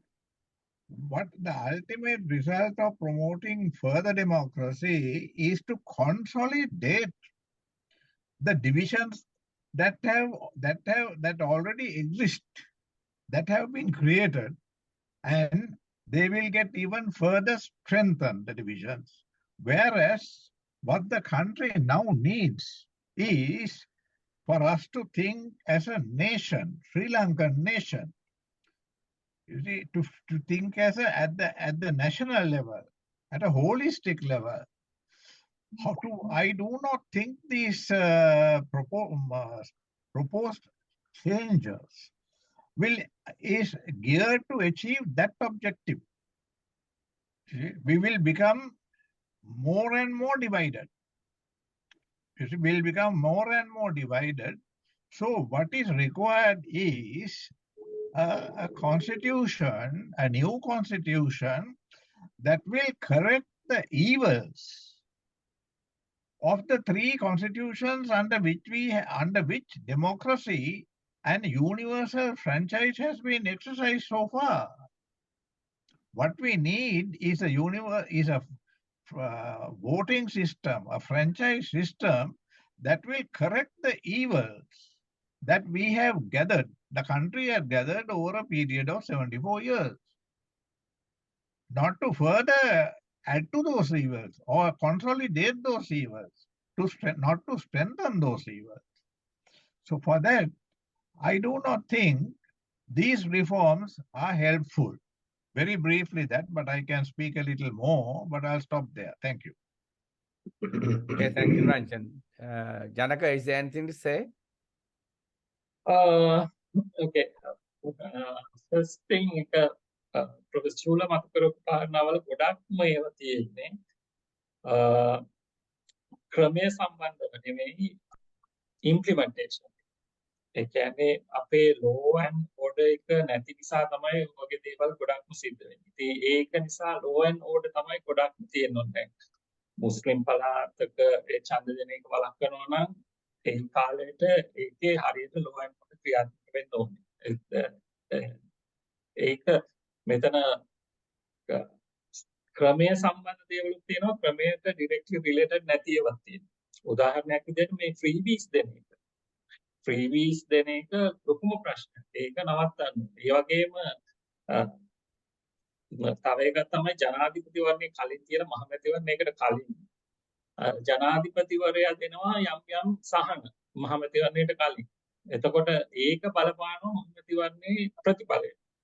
ඒ වගේ දේවලුත් ප්‍රශ්න. ඉතින් මේ ඒ දේවල් ඇත්තටම මම ක්‍රමයෙන් ඔබට තියෙන විදිහට දකින්නේ මම කතා කරේ ක්‍රමය ගැන. ඉතින් මේ ක්‍රමයේදී දැන් නැෂනල් සිස්ටම් එකක් කරනවා නම් ඒ කියන්නේ අපිට කියන්න පුළුවන් ඔකේ මෙහෙම දෙයක් වෙන්න ඕනේ මෙහෙම දෙයක් වෙන්න ඕනේ කියලා. නමුත් යම්කිසි සොලියුෂන් එකක් එක්ක මොකද්ද මේ සොලියුෂන්? මේක දැන් තියෙන ක්‍රමයේ අපි රිප්ලේස් කරන්න සොලියුෂන් එකක් නැතුව ඒක ක්‍රිටිසයිස් කරොත් පොඩි වෙනස්කම් කරනවා. දැන් අර 14th amendment එකෙන් පොඩි වෙනස්කම් කළේ එවෙනකොට තිබිච්ච ක්‍රිටිසිසම් එකෙන් බේරෙන්න. ක්ලෝස් ලිස්ට් එකෙන් මොකක්ද උනේ මනාප ක්‍රමෙ කියලා. ඒ වගේ අර ටින්කරින් කරනවා වගේ පොඩි වෙනස්කම් කරනවා. ඉතින් මේකත් අපි ක්‍රිටිසයිස් කරොත් solid solution එකක් ගේන්න ඕනේ කොයිකද? මොකක්ද අපි කරන්නේ? මොන ක්‍රමයකටද ගන්නේ කියලා. ලෝකේ අනිත් ක්‍රමයේ තියෙන මොන විදිහට කියලා. ඉතින් සාමාන්‍ය ඉලෙක්ෂන් එකක ඩිවිෂන් කියන එක වෙනවම තමයි. මොන රටේ ඉලෙක්ෂන් තිබුණත් ඒ ඩිවිෂන් එක වෙනවම තමයි. ඒක එක්කව කරන්න ඒක ගැන බලන්න ඕනේ වෙන විදිහකට.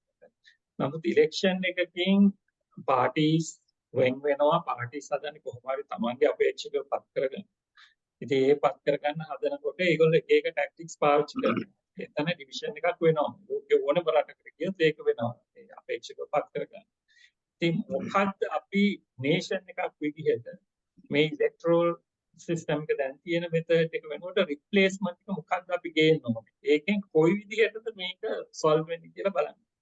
මෙතෙන්දී මම ගෙනාවේ දැනට තියෙන සිස්ටම් එක දැන් ගොඩක්ම වෙන්නේ මේකයි. අපි දැන් තියෙන සිස්ටම් එක සම්පූර්ණයෙන්ම වෙනස් අලුත් සිස්ටම් එකක් ගේන්න කතා වුණා. ඒක කම්ප්ලීට්ලි කියන්නේ ඒක තියෙන පොඩි වීක්නස් එකක් අරගෙන ඒක තාම කරමු නැති කරලා. පර්ෆෙක්ට් ඉලෙක්ට්‍රල් සිස්ටම් එකක් කියලා නෑ. ඒක කොහෙවත් නෑ. ඕකේ කොහෙවත් නෑ. ඒක අන්ත පොඩි වීක්නස් එකක් හරි තියෙනවා. ඒ වීක්නස් එක අරගෙන ඒක තනි කරමු නැති කරලා දාන එක තමයි කරන්නේ. ඊට පස්සේ වෙන්නේ මොකද්ද මේ තියෙන සිස්ටම් එකම යනවා. මොකද තියෙන සිස්ටම් එකේ යම්කිසි වාසි තියෙන නිසා ඒක යනවා. ඒක නිසා අපි මේක රිප්ලේස් කරනවා නම් මේක සමගාමී මේක තියෙන දුර්වලතා හොයාගෙන මේ දුර්වලතා නැති කරන ක්‍රමයක් තමයි ගේම්. ඒ නිසා يعني multi ended එකක් මේක එක උත්තරයකින් හරියන්නේ නැහැ. Okay, there are two people more to ask questions. Bernard, you're there. Yeah, next. Yeah. Yes, thank you for giving me the opportunity to make some observations. But at the outset, I am so grateful to Dr. Dr. Janaka for sharing his very valuable simulations when we had a very prolonged email discussion, a blistering one. Both of us had, of course, with Professor Chula as the observer of all that, because we have copied all our emails to Professor Chula also. Then, in fact, I mentioned that I would like to be only an observer in this discussion and allow Professor Chula to, as the moderator, to come out with the matters that I came forward on your platform. About 3 times I have made presentations on how I looked at it as a banker, a common sense banker. Now, it is also it's a paradox that on the one hand, we have a medical professional here, and on the other hand, we have an engineering professional. I'm a banking professional, but a common sense banker. So I am only representing the general voter of Sri Lanka. So I actually was triggered off by this letter to the editor somewhere in after the 2015 election. I don't want to take much time, but where a reader mentioned that looking at the 2015 elections, he said, how come JJB, now say, let's take the 2020, I don't have the results of 2015, but 2020 all the same thing happened. How come the JJB, that is JP, getting 445,000 votes, gets only 3 seats, whereas ITEC getting only 320,000 gets 9 seats? Am I deaf? He's asking the question. So that prompted me to, 2015 election itself, that prompted me to look at this as a common sense bank and as a sovereign voter. So I saw that there was no equality of vote in this whole thing. With the Universal Declaration wanted, there we are also a signatory. And it has not happened right from, if I were to quote, I have presented this earlier on your platform, 70 elections, 77 elections, and all the elections thereafter, even under PR system, there are distortions. So though Dr. Janaka said that somebody must come out with clear system changes, which I have come out since 2016. And I have already listed them out, and several papers have carried out these proposal system changes, but nobody has ever taken it by the bull by the horns and tried to implement, because all this is anathema to all the politicians. So naturally, they will show no interest, only for the people to ask for these changes. Because in my view, there's no point in holding election in the same manner, and it's like සෝද මඩේ දාන වගේ තත්ත්වයක් තමයි අපි මේ election ක්‍රමය ගියොත්. දැන් මම බොහොම කෙටියෙන් කියනවා නම් ડોક્ટર ජානකගේ representation එක හරි දියුණු තත්ත්වයක පවතින එක. ඒක ඇවිල්ලා අතවශයෙන් පිටරට උගා දියුණු රටවල් වල ඔයගේ සිස්ටම් ක්‍රියාත්මක කරන්නත් ඔයගේ කම්ප්ලෙක්ස් ඒවා තේරුම් ගන්නත් හැකියාවක් තියෙනවා. නමුත් දැන් අපේ ශ්‍රී ලංකාවේ සාමාන්‍ය වෝටර් කෙනෙක් දැන් ඔබතුමා කිව්වා නේද CBs වල දුන්නම මිනිස්සු ඡන්දය ගන්න පුළුවන්. එතකොට සමහරකෝ වැඩිම ඡන්ද සංඛ්‍යාවක් දැන් 175ක් ඡන්දේ දුන්නා. 125ක් ඡන්දේ නොදී හිටියයි කියන්නේ ඒ 125ක් දුන්නාන් පස්සේ ඔය ප්‍රතිඵල සම්පූර්ණ අනිත් පැත්ත හැරෙන්නත් පුළුවන්. ඉතින් ඒ වගේ imperfect situation එකකට අපි everything is in trial and error. ඒකත් තුල තමයි අපි යන්නේ. දැන් අද ඡන්දයක හිතුවොත් මට අපෝ අද මට ඡන්දේ දාන්න යන්න බෑ, මට උණ ප්‍රතිශාව තියෙනවා, ඒකින් තමයි යන්නේ. එයා කියනවා තව එක්කෙනෙක් කියනවා අපෝ මට උණ තියෙනවා තමයි, නමුත් මට ඡන්ද දාන්න යන්න ඕන, මොකද මට හම්බුණානේ මහාන මැෂින් එකක් හම්බුණා, මට හඩු හම්බුණා, ඒකින්ද මම ඡන්දේ දාන්නේ. ඉතින් ඕ වගේ imperfect system එක ලංකාව වගේ රටක අපිට ඕන common sense එක්කෙනෙකුට සාමාන්‍ය මිනිස්සුන්ට තේරුම් ගත හැකි ඉලෙක්ෂන් ක්‍රමයක්. මොකද දැන්ටත් අපේ මේ සංජ සාක්ෂරතාවය ඉතාමත් අඩුයි. වයිද ඉලෙක්ෂන් කමිෂනත් ඒක කියලා තිබුණා. සංදායකයන්ගේ සාක්ෂරතාවය ඉතා අඩු. මොකද ඒගොල්ලෝ ඉන්ට්‍රෙස්ටඩ් නැහැ මේ සංකීර්ණ ක්‍රම ගැන. ඒගොල්ලන්ට පේන්න තියෙන්න ඕනේ මෙන්න මෙයා මෙතර ගානක් චන්දාරන් තියෙනවා. ඒ ඡන්ද ප්‍රතිශතය අනුව අපි පහේ පන්ති ළමයෙක් වුණත් හදාරලා තියෙනවා ප්‍රතිශත ක්‍රමය අනුව. ඒක තමයි ප්‍රොපෝෂනේට් රෙප්‍රසන්ටේෂන්. ඒක මේ ඡන්ද ප්‍රතිඵලෙ පෙන්වලා තියෙනවා. නමුත් ඒක ප්‍රතිඵලයේ තියෙන ප්‍රතිශතය අනුව වැඩක ගණන් හැදුවම ඒක නෙමෙයි උත්තරේ. ඒත් මේවා දැක්කම ඡන්දදායක අන්දමන්ද වෙනවා. ඒකට ඒකින්ද ඒගොල්ලෝ මේ ගැන කිසිම ඉන්ට්‍රස්ට් එකක් නැහැ. ඉතින් මම කියන්නේ දැන් මම හිතන්නේ ડોક્ટર ජානක මහතා කිව්වා ඉතින් ඉස්සෙල්ලා ඊමේල් කොරස්පොන්ඩන්ස් එකේ වෙනත් රටවල් පහ මේ යුනිවර්සල් ඩික්ලරේෂන් එක පාවිච්චි කරන්නේ නැහැ කියලා. ඉක්වලිටි ඔෆ් වෝට් කියන්නේ නැහැ කියලා. ඉතින් ඒකවල කෙරුවයි කියලා අපි නොකර ඉන්න ඕනේ නැහැ කියලා මම කියන්නේ. මොකද අපි පොඩි රටක් හැටියට අපිට පුළුවන් වෙන්න ඕන අපේම මොඩල් එකක් පිට රටට දෙන්න. මොකද පොඩි මේකයිලා පයිලට් එකක් හැටියට වෙන රටවලට ගන්න පුළුවන් පොඩි රටක. පොඩි සීමාව තුල හොඳ මොඩල් එකක් ඉදිරිපත් කරන්න පුළුවන්. ඉතින් මම කියන්නේ මෙන්න ඒ ටික විතරයි. ඒ කියන්නේ ඉක්වලිටි ඔෆ් වෝට් එක තියෙන්න ඕන. ඒක තමයි නියම ප්‍රජාතන්ත්‍රවාදය. දැන් මෙතන ඉක්වලිටි ඔෆ් වෝට් නැතිකමනේ ප්‍රශ්නේ. ඒක ලොකු ප්‍රශ්නයක්. ඒක ෆන්ඩමෙන්ටල්. මොකද ඉලෙක්ෂන් එකක් පවත්වන්නේ ඡන්දේ දාන්නේ යම්කිසි ගණිත ක්‍රමයක් අනුව. ඒ ගණිත ක්‍රමය නැතුව ඡන්දයක් තියන්න බෑනේ. ඒක අපි ඔක්කොම පිළිගන්න වෙනවා ප්‍රොපෝෂන් රෙප්‍රසන්ටේෂන්. මොකද මේක රොකට් සයන්ස් එකක් අවශ්‍ය වෙන්නේ නැහැ කියන මතය තමයි මම ඉන්නේ. මොකද මේක බොහොම සිම්පල් කරලා සාමාන්‍ය මහජනයානේ පංගුකාරයෝ. ඉලෙක්ෂන් එක පංගුකාරයෝ මහජනයා. ඒක මහජනයාට තේරෙන්නේ නැත්නම් ඉලෙක්ෂන් සිස්ටම් එක ඒක නිෂ්ඵලයි. ඒක එක. දෙවෙනි එක තමයි අපිට මහජනතාවට අවශ්‍ය නියෝජිතයෝ පාර්ලිමේන්තුවේ එන්නේ නැති බව කවුරුත් දන්නවා. මොකද හේතුව අර බූරුවන්ගේ ලයිස්තුව මම වෙනදා කියනවා වගේ සමාජයේ වදන පාවිච්චි කරුවාට බූරුවන්ගේ ලයිස්තුවක් අපිට පාටිස් වල නායකයෝ ඉදිරිපත් කරනවා. අපිට කියනවා අස්සයෝ තෝරපල්ලා කියලා. ඒක කරන්න බෑනේ. ඒකින්ද මේකට මම ඒකට විසඳුම දීලා තියෙනවා. මේ මෙරිටොක්‍රසි අනුව යන්න ඕන. එහෙම කරන්න නම් රටේ හැමතැනම ඕනම ආයතනයක ක්‍රමවේදයක් තියෙනවා. ඇප්ලිකේෂන්ස් කෝල් කරනවා, මිනිමම් එලිජිබිලිටි ක්‍රයිටීරියා දෙනවා. ඒක ඔක්කොම දෙන්න ඕන. ඔක්කොම පාටිස් වලට across the board. ඔක්කොට මේකයි. ඒක ස්ටෑන්ඩඩයිස් වෙන්න ඕන. එහෙම වෙලා ස්ට්‍රක්චර්ඩ් ඉන්ටර්වියු සිස්ටම් එකක් තියන්න. ඒකට පාටි ලීඩර්ට ඕන ඒගොල්ලෝ පත් කරන්න බෑ. ඒගොල්ලෝ ඒවා අනුගමනය කරුවේ නැත්නම් ඒගොල්ලන්ගේ නාමෝජාන ලයිස්තුව පත්තරේ දාන්න ඕන ඉස්සෙල්ලාම. ඒගොල්ලෝ මේ ඉන්ටර්වියු එකකින් මෙරිට් ලිස්ට් එකක් හදන්න ඕන. ඒක 78 ඒක තිබුණ ප්‍රයොරිටි ලිස්ට් කියලා. ඒකට ඒ ලිස්ට් එක හැදුවම ඒ ලිස්ට් එකෙන් පෙන්නන නම්බර 1 කියන්නේ අපේ හොඳම අස්සය ඕපනින් බැට්ස්මන්. ඒකට බැටිං ඕඩර් එක අනුව තමයි අපි මේ දාලා තියෙන්නේ. බැට් කරන්න දැල්ලුවා. ඒකට ඒ යන්නේ ඒගොල්ලන්ගේ තේරුවන්න අපිට එන්නේ ඔක්කොම අස්සය තමයි පාර්ලිමේන්තුවට එන්නේ. ඒක 225 යි 22 මිලියන වෙන 225ක් තෝරන්න බැරි ප්‍රශ්නයක් නෑ. ඒකට මේක මෙරිටොක්‍රසි එක වෙන රටවල ඒක ඔටෝමැටිකලි වෙනවා. දැන් අපේ එහෙම නෑ. ඒකයි තියෙන ප්‍රශ්නේ. දැන් කෙනෙක් කියන්න බෑ වෙන රටවල ඕක නෑ කියලා. වෙන රටවල ඕක අවශ්‍ය නෑ. මොකද ඒගොල්ලෝ ඔක්කොම එන්නේ හොඳ ප්‍රොෆෙෂනල්ස්ලා තමයි අරක බිබට. ඒක දෙවෙනි එක. තුන්වෙනි එක තමයි අපේ ඔය ප්‍රොෆෙෂනල්ස්ලා පොලිටිකල් ප්‍රොෆෙෂනල්ස්ලා පාර්ලිමේන්තුවේ නැති හින්දා තමයි අපේ තියෙන්නේ මේ පාටි අප්‍රෝච් එක කොන්ෆ්‍රන්ටේෂනල් රයිවලරි අප්‍රෝච් කියන එක. ඒක නැති කරන්න තමයි ඒගොල්ලෝ උතන හිටියානම් ඔය ඔක්කොම 250 මොකද උතන දැන්ට 150ක් ඉන්නවා කියලා කියන ප්‍රොෆෙෂනල්ස්ලා. ඒ වුණාට තව 75ක් ඉන්නවා ප්‍රොෆෙෂනල්ස් නෝවල. ඒ 75ට පුළුවන් 150 කන්ට්‍රෝල් කරන්න. මොකද ඒගොල්ලන්ගේ මුකරිකමයි වාචාලකම තුලින් ඒකෝල අරගොල්ලෝ ડોක්ටර් කිව්වා වගේ ඉස්සලා ප්‍රොෆෙෂනල්ලා 29ක් නැෂනලිස්ට් හිටියට ඒගොල්ලෝ කතා කරන්නේ නැහැ. මොකද ඒගොල්ලෝ එහෙම අර කෙනෙක්ගේ කතා කරන එකට උඩින් ගිහිල්ලා කතා කරන්න කැමති නැහැ. ඒගොල්ලෝ සද්දනට ඉන්නවා. ඒක තමයි තත්ත්වය.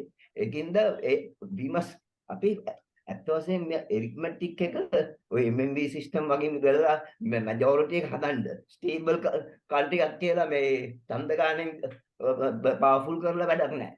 අවශ්‍ය වෙන්නේ ඡන්ද ගානේ පාටි එක දිනවල එකට මේ සිග්නල් කරනවා වගේ. අවශ්‍ය වෙන්නේ හැමදේම තේරුම් රට ඉස්සරහට දිලා රට වෙනුවෙන් තමයි කතා කරන්නේ. අපි ස්කූල් ඩිබේට් එකක් වගේ. ඩිබේට් එක හොඳම අයිඩියා එක තමයි අපි ක්‍රියාත්මක කරන්න ඕනේ. එතෙන්දී එතන ඒක ක්‍රියාත්මක වුණා ඊට පස්සේ දැන් තියෙනපත් එකත් ඒ කියන්නේ 19th amendment එකදී ඒ කියන්නේ බලය හිටපු එක ඒගොල්ලන්ට තිබුණා 2/3 majority අපුත් පාස් වුණා. 21st amendment එකේ majority තිබුණේ නැහැ පාස් වුණා. ඔක්කොම big majority එකකින්. ඒ වගේ ක්‍රමයක් අපිට අප්ලයි කරන්න පුළුවන්. ඒකට එතනදී හතරවෙනි කාරණේ සිම්පල් වෙන්න ඕන. අපිට සංකීර්ණ මෙතඩ් එකක් දුන්නොත් ඡන්දදායකයි තේරුම් නැත්නම් ඒක වැඩක් නැහැ. මේ සිම්පල් ප්‍රොපෝෂනල් ඇරිත්මැටික් එක ඔක්කොටම තේරෙනවා. මම ડોક્ટર දානකට ස්තුතිවන්ත වෙනවා එතුමා ඒ සිමියුලේෂන් එක කිව්වා මට.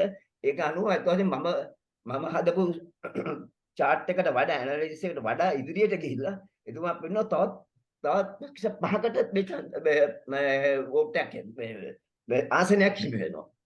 එතකොට ඕන කෙනෙකුට බැලුවම පේනවා මේ ඡන්ද ප්‍රතිශතය අනුව රිසල්ට් එක දුන්නම ප්‍රතිශත අනුව ඔක්කොටම සීට්ස් හිමි වෙලා තියෙනවා. එතකොට 29 සම්බන්ධයෙන්ුත් එකක් කියන්න ඕන නැෂනල් ලිස්ට් එකේ අර කිව්වා වගේ ඩිෆීටඩ් කැන්ඩිඩේට්ස්ට එන්න පුළුවන් තත්ත්වයක් දැන් කොන්ස්ටිටියුෂන් එකේ තියෙනවා.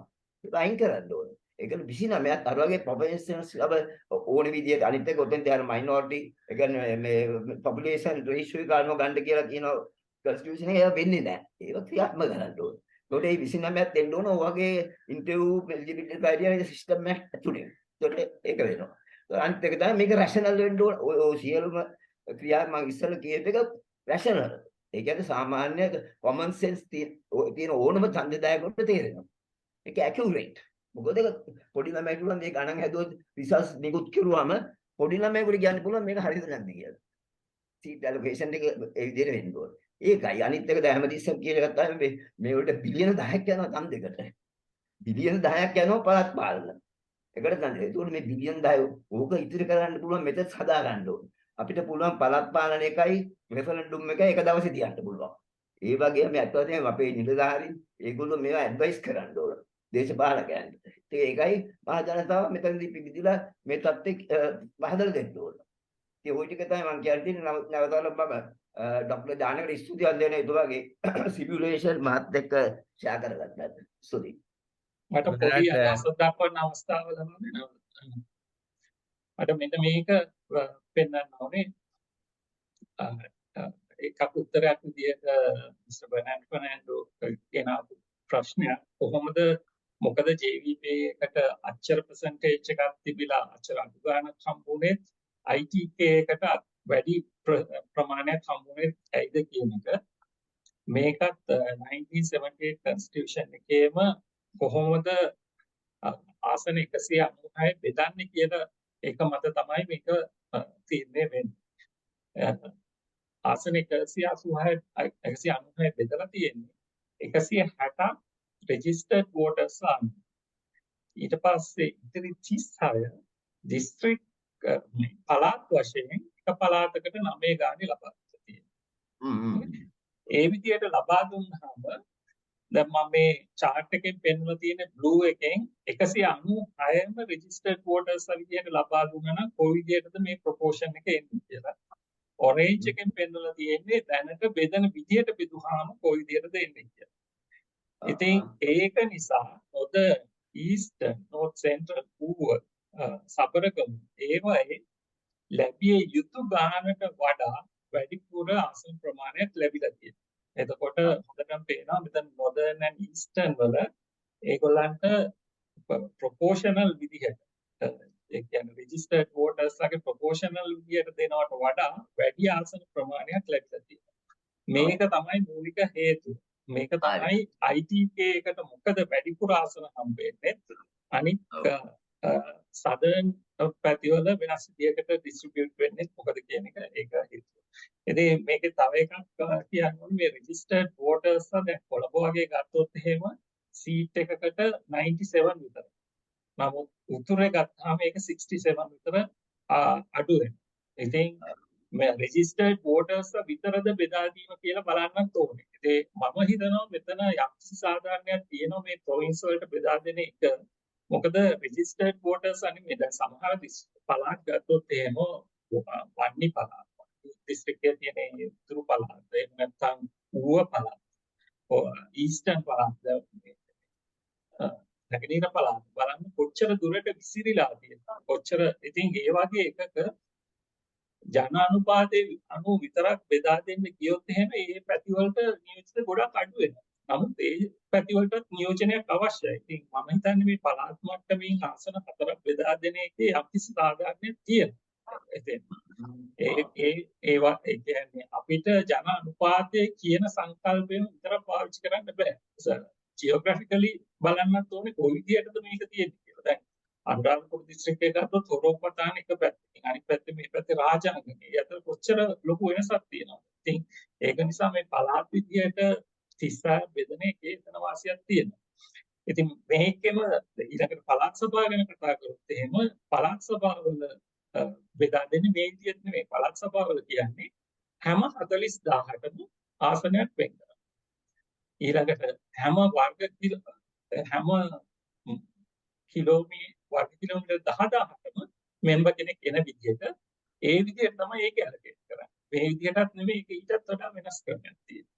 ඉතින් මම කියන්නේ පළාත් සභාවට යනකොට මේ ක්‍රමයම මේකේ දැන් 196ක් තියෙනවා නම් මේ 196 ස්ප්ලිට් කරන්න. ස්ප්ලිට් නේ ඩබල් කරන්න. දැන් පළාත් සභාවල 455ක් වෙනවා.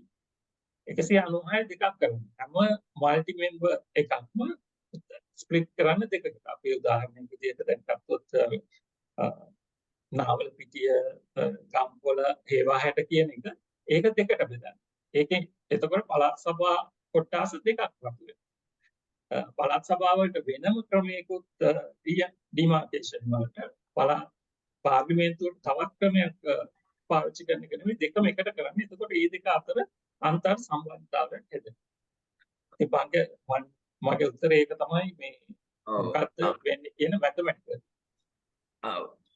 අනිත් කාරණේ තමයි මේ කියන්නේ අපි දැන් හිතනවා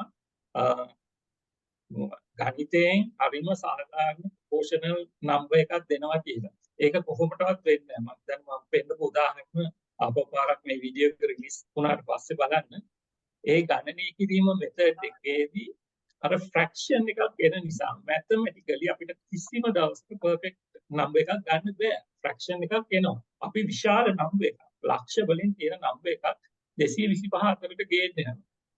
ඒක එතකොට කිසිම දවසක සීට් percentage එක vote percentage එක සීට් percentage එකට exactly proportional වෙන්නෙම නැහැ. ඒක හැමෝම තමයි මොන රටේ. ඒක අනිවාර්යයි. proportional method එක 100% පාවිච්චි කරනවා. ඉතින් ඒක නිසා district base එකේ කරනකොට ඒක තවත් බිඳෙනවා. ඔය එක district වල විවිධ විදිහට යන්නේ. nationality එක ගත්තොත් ඒක ටිකක් අඩු කරගන්න පුළුවන්. ඒ වෙනස district base වෙනකොට district මට්ටමින් එක ඒවා calculate කරන නිසා අපි bonus seat එක අයින් කරලා calculate කරාම යම් විශේෂතාව තියෙන්න පුළුවන්. ඒක ගණිතයේ තියෙන ප්‍රශ්නයක්. අර fraction එකක් එනවා හරියටම දැන් අපි හිතමු ලක්ෂයකට සීට් එකක් දෙනකොට හරියටම ලක්ෂ 5ක් එක පක්ෂයකට අනිත් පක්ෂයට ලක්ෂ 6ක් ගානේ ඒ විදිහට ඡන්ද දුන්නොත් ඔය fraction එක එන්නේ exactly සීට් ගන්න බෙදෙනවා. නමුත් අර fraction එක එනකොට okay Okay, thank you, Janaka. Balakrishnan, you have raised the hand for a long time. So, taw poddai apita wela thiyena ekida let's ask Bala to speak. Bala, yeah. Thank you, Chula. And no, actually, this Dr. Janaka's presentation, and I was facing some other problems, so I couldn't concentrate halfway because of my mindset. Anyway, I found it very interesting, but then I need to go through it again if I am to properly understand the whole process. ඒ නිසා මොකද මම මේ field එකේ ගොඩාක් කල් මම වැඩ කරලා තියෙනවා. 95 දී අපි ආණ්ඩුක්‍රම ව්‍යවස්ථා ප්‍රතිශිෂ්ට ව්‍යාපාරයක් හදලා අපි විකල්ප ව්‍යවස්ථාවක් ඉදිරිපත් කරලා ඒකෙන් තමයි අර 17 වෙනි සංශෝධනයේ තියෙන constitutional council independent commissions ඔක්කොම රජයට අපි බාර දුන්නේ. ඒ වගේ ගොඩක්ම එතකොට අපි පොඩක් ගැන ස්ටඩි කරා. ඒ කාලේ අපිට අපි යෝජනා කරේ අර මික්ස්ඩ් the first past the post 50% and the proportional representation 50%. ඒක තමයි අපි ඒ කාලේ ඒක යෝජනා කරේ. මොකද අපිට මේ මැතිවරණ ක්‍රමය ප්‍රතිසංස්කරණය ගැන හිතනකොට අපිට මේ පවතින අර්බුදයේ ඉඳලා අපි නිදහස් වෙන්නත් ඕන.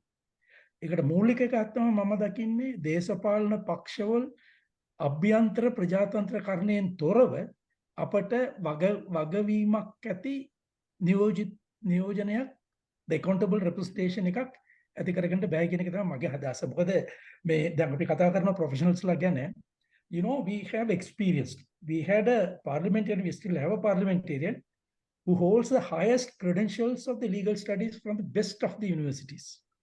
and you look at the political behavior in the parliament, is behavior like that. There are so many professionals are there because they have to perform their sort of unlimited loyalty to the leadership and interpret the intellectual capacity to promote languages to convince other side, not to strengthen democracy, anything. So this is a problem. The basic problem I feel is that the parties have to really come out with a proper internal democratic structure. That's very important.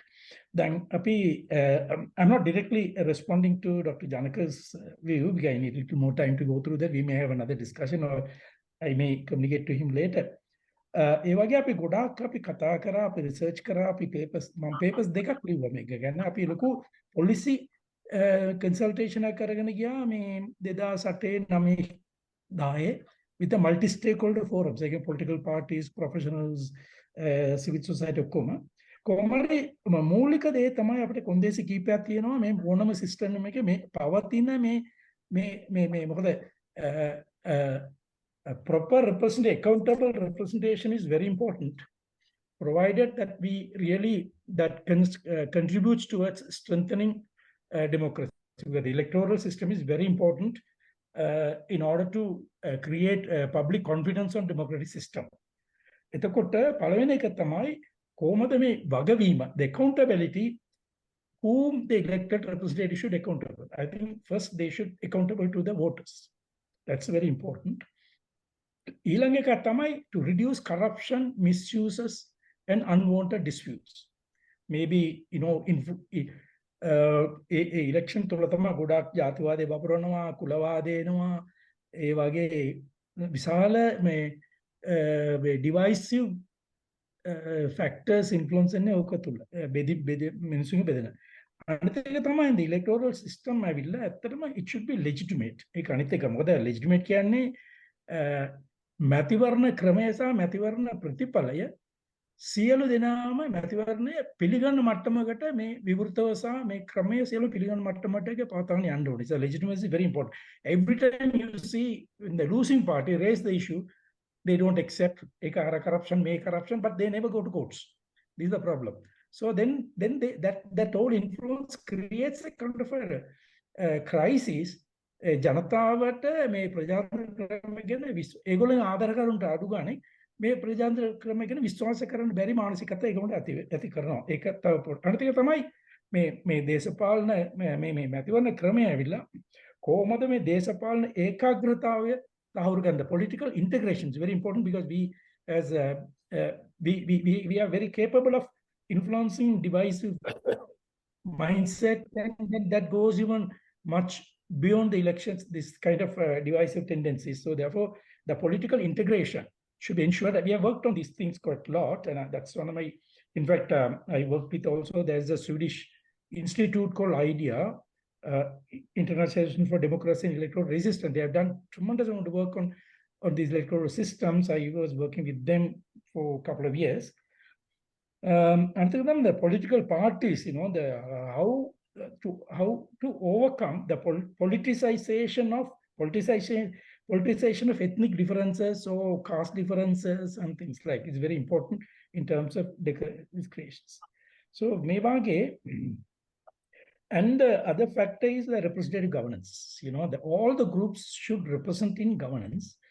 Of course, the problem is this first past the post and the exclusive majority governance that the minority parties never have a say in the parliament. They are overridden by කියනවා නම් 151ක් ඡන්දක ආසනය තියෙන පක්ෂයට පුළුවන් 49 දෙනාගේ මතය පරාජයට පත් කරලා තීරණය කරන්න. But that is not a proper democracy. So that's another decision-making process.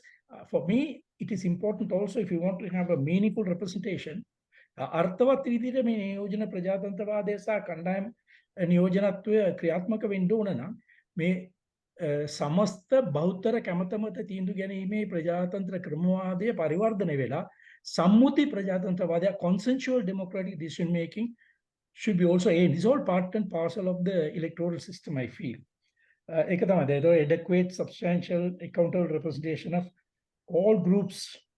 දැන් මේ වගේ අපිට තියෙනවා යම්කිසි විදියක අපි electoral systems හදනකොට අපට දැනට තියෙන ක්‍රයිස් එක අධ්‍යයනය කරලා ඒක මොන මූලධර්මයන් අපි මේකට අමතන්න ඕනද ඒ අනුව මොන ප්‍රතිපත්තිමය ස්ථාවරයක් අපි ගන්න ඕනද ඊළඟට මොනවාද අපට තියෙන වඩා හොඳ සිස්ටම් දැන් මේ ડોક્ટર ජනක ඉදිරිපත් කරපු මේ සිස්ටම් එකෙත් මම හිතනවා අපට ඉවැලුවේට් කරන්න වෙනවා මේ වෙනි ක්‍රයිටීරියාස් පදනම් කරගෙන අපට කොහොමද ඒකේ තියෙන හොඳ මේ යෝජනාව අරගෙන කොහොමද මේ රටේ තියෙන අර්බුදය අවසන් කිරීමටත් මේ මැතිවරණ ක්‍රියාදාමයේ මීට වඩා ශක්තිමත් යාමට අවශ්‍ය විදියට අපට ඉදිරිපත් කරන්න ඕන කියන එක මොකද මම මේ ගැන ගොඩක්ම ලියලා තියෙනවා පේපර්ස් දෙකක් මේ ගැන රිසර්ච් කරලා තියෙනවා I just circulated one paper to Chula. He may not have time to read it. But this I did it almost 10 years ago, not now. But still, even in the recent, when President Gotabaya appointed the Constitutional Reform Committee, I even submitted my proposals.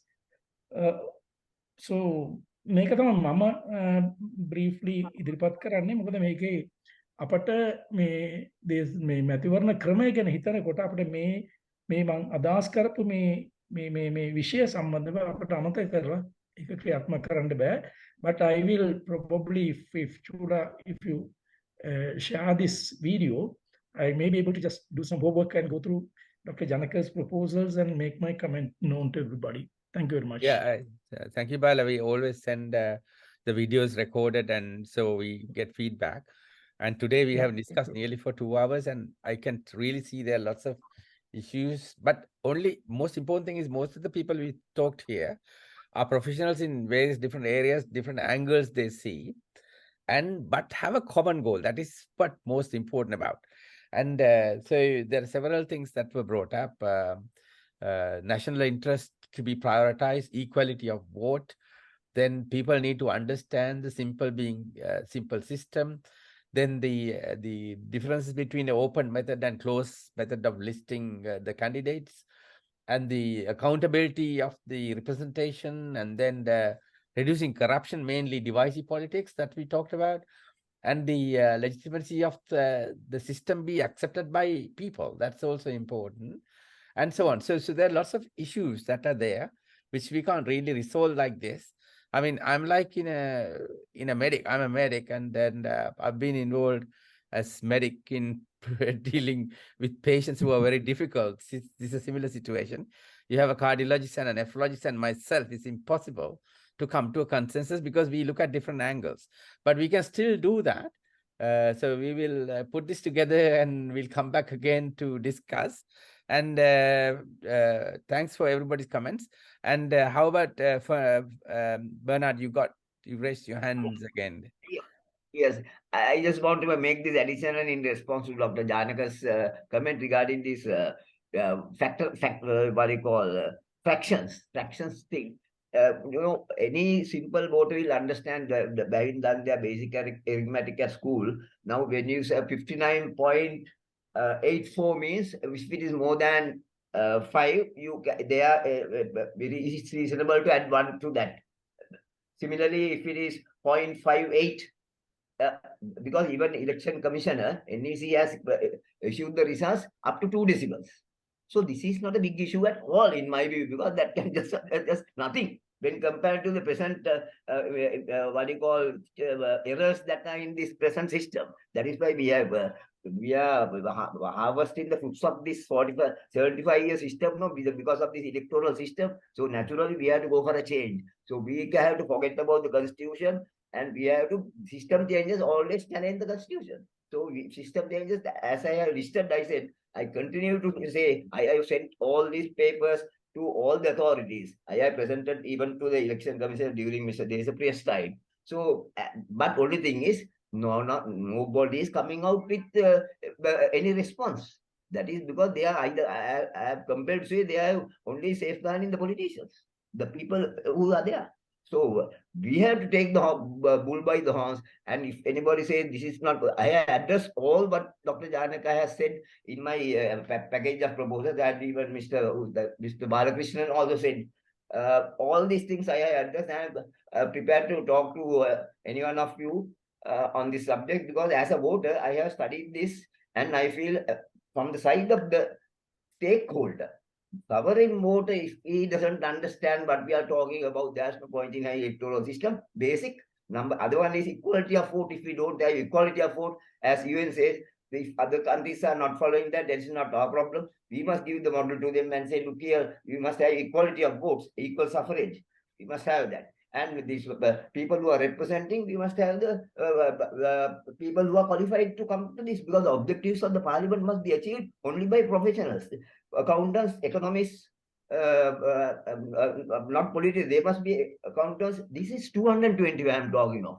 So 225 is for the country, one parliament. So the what you call geographical area doesn't come in there, because one parliament, one Sri Lanka. So 225. Geographical thing can be looked after by the provincial administration.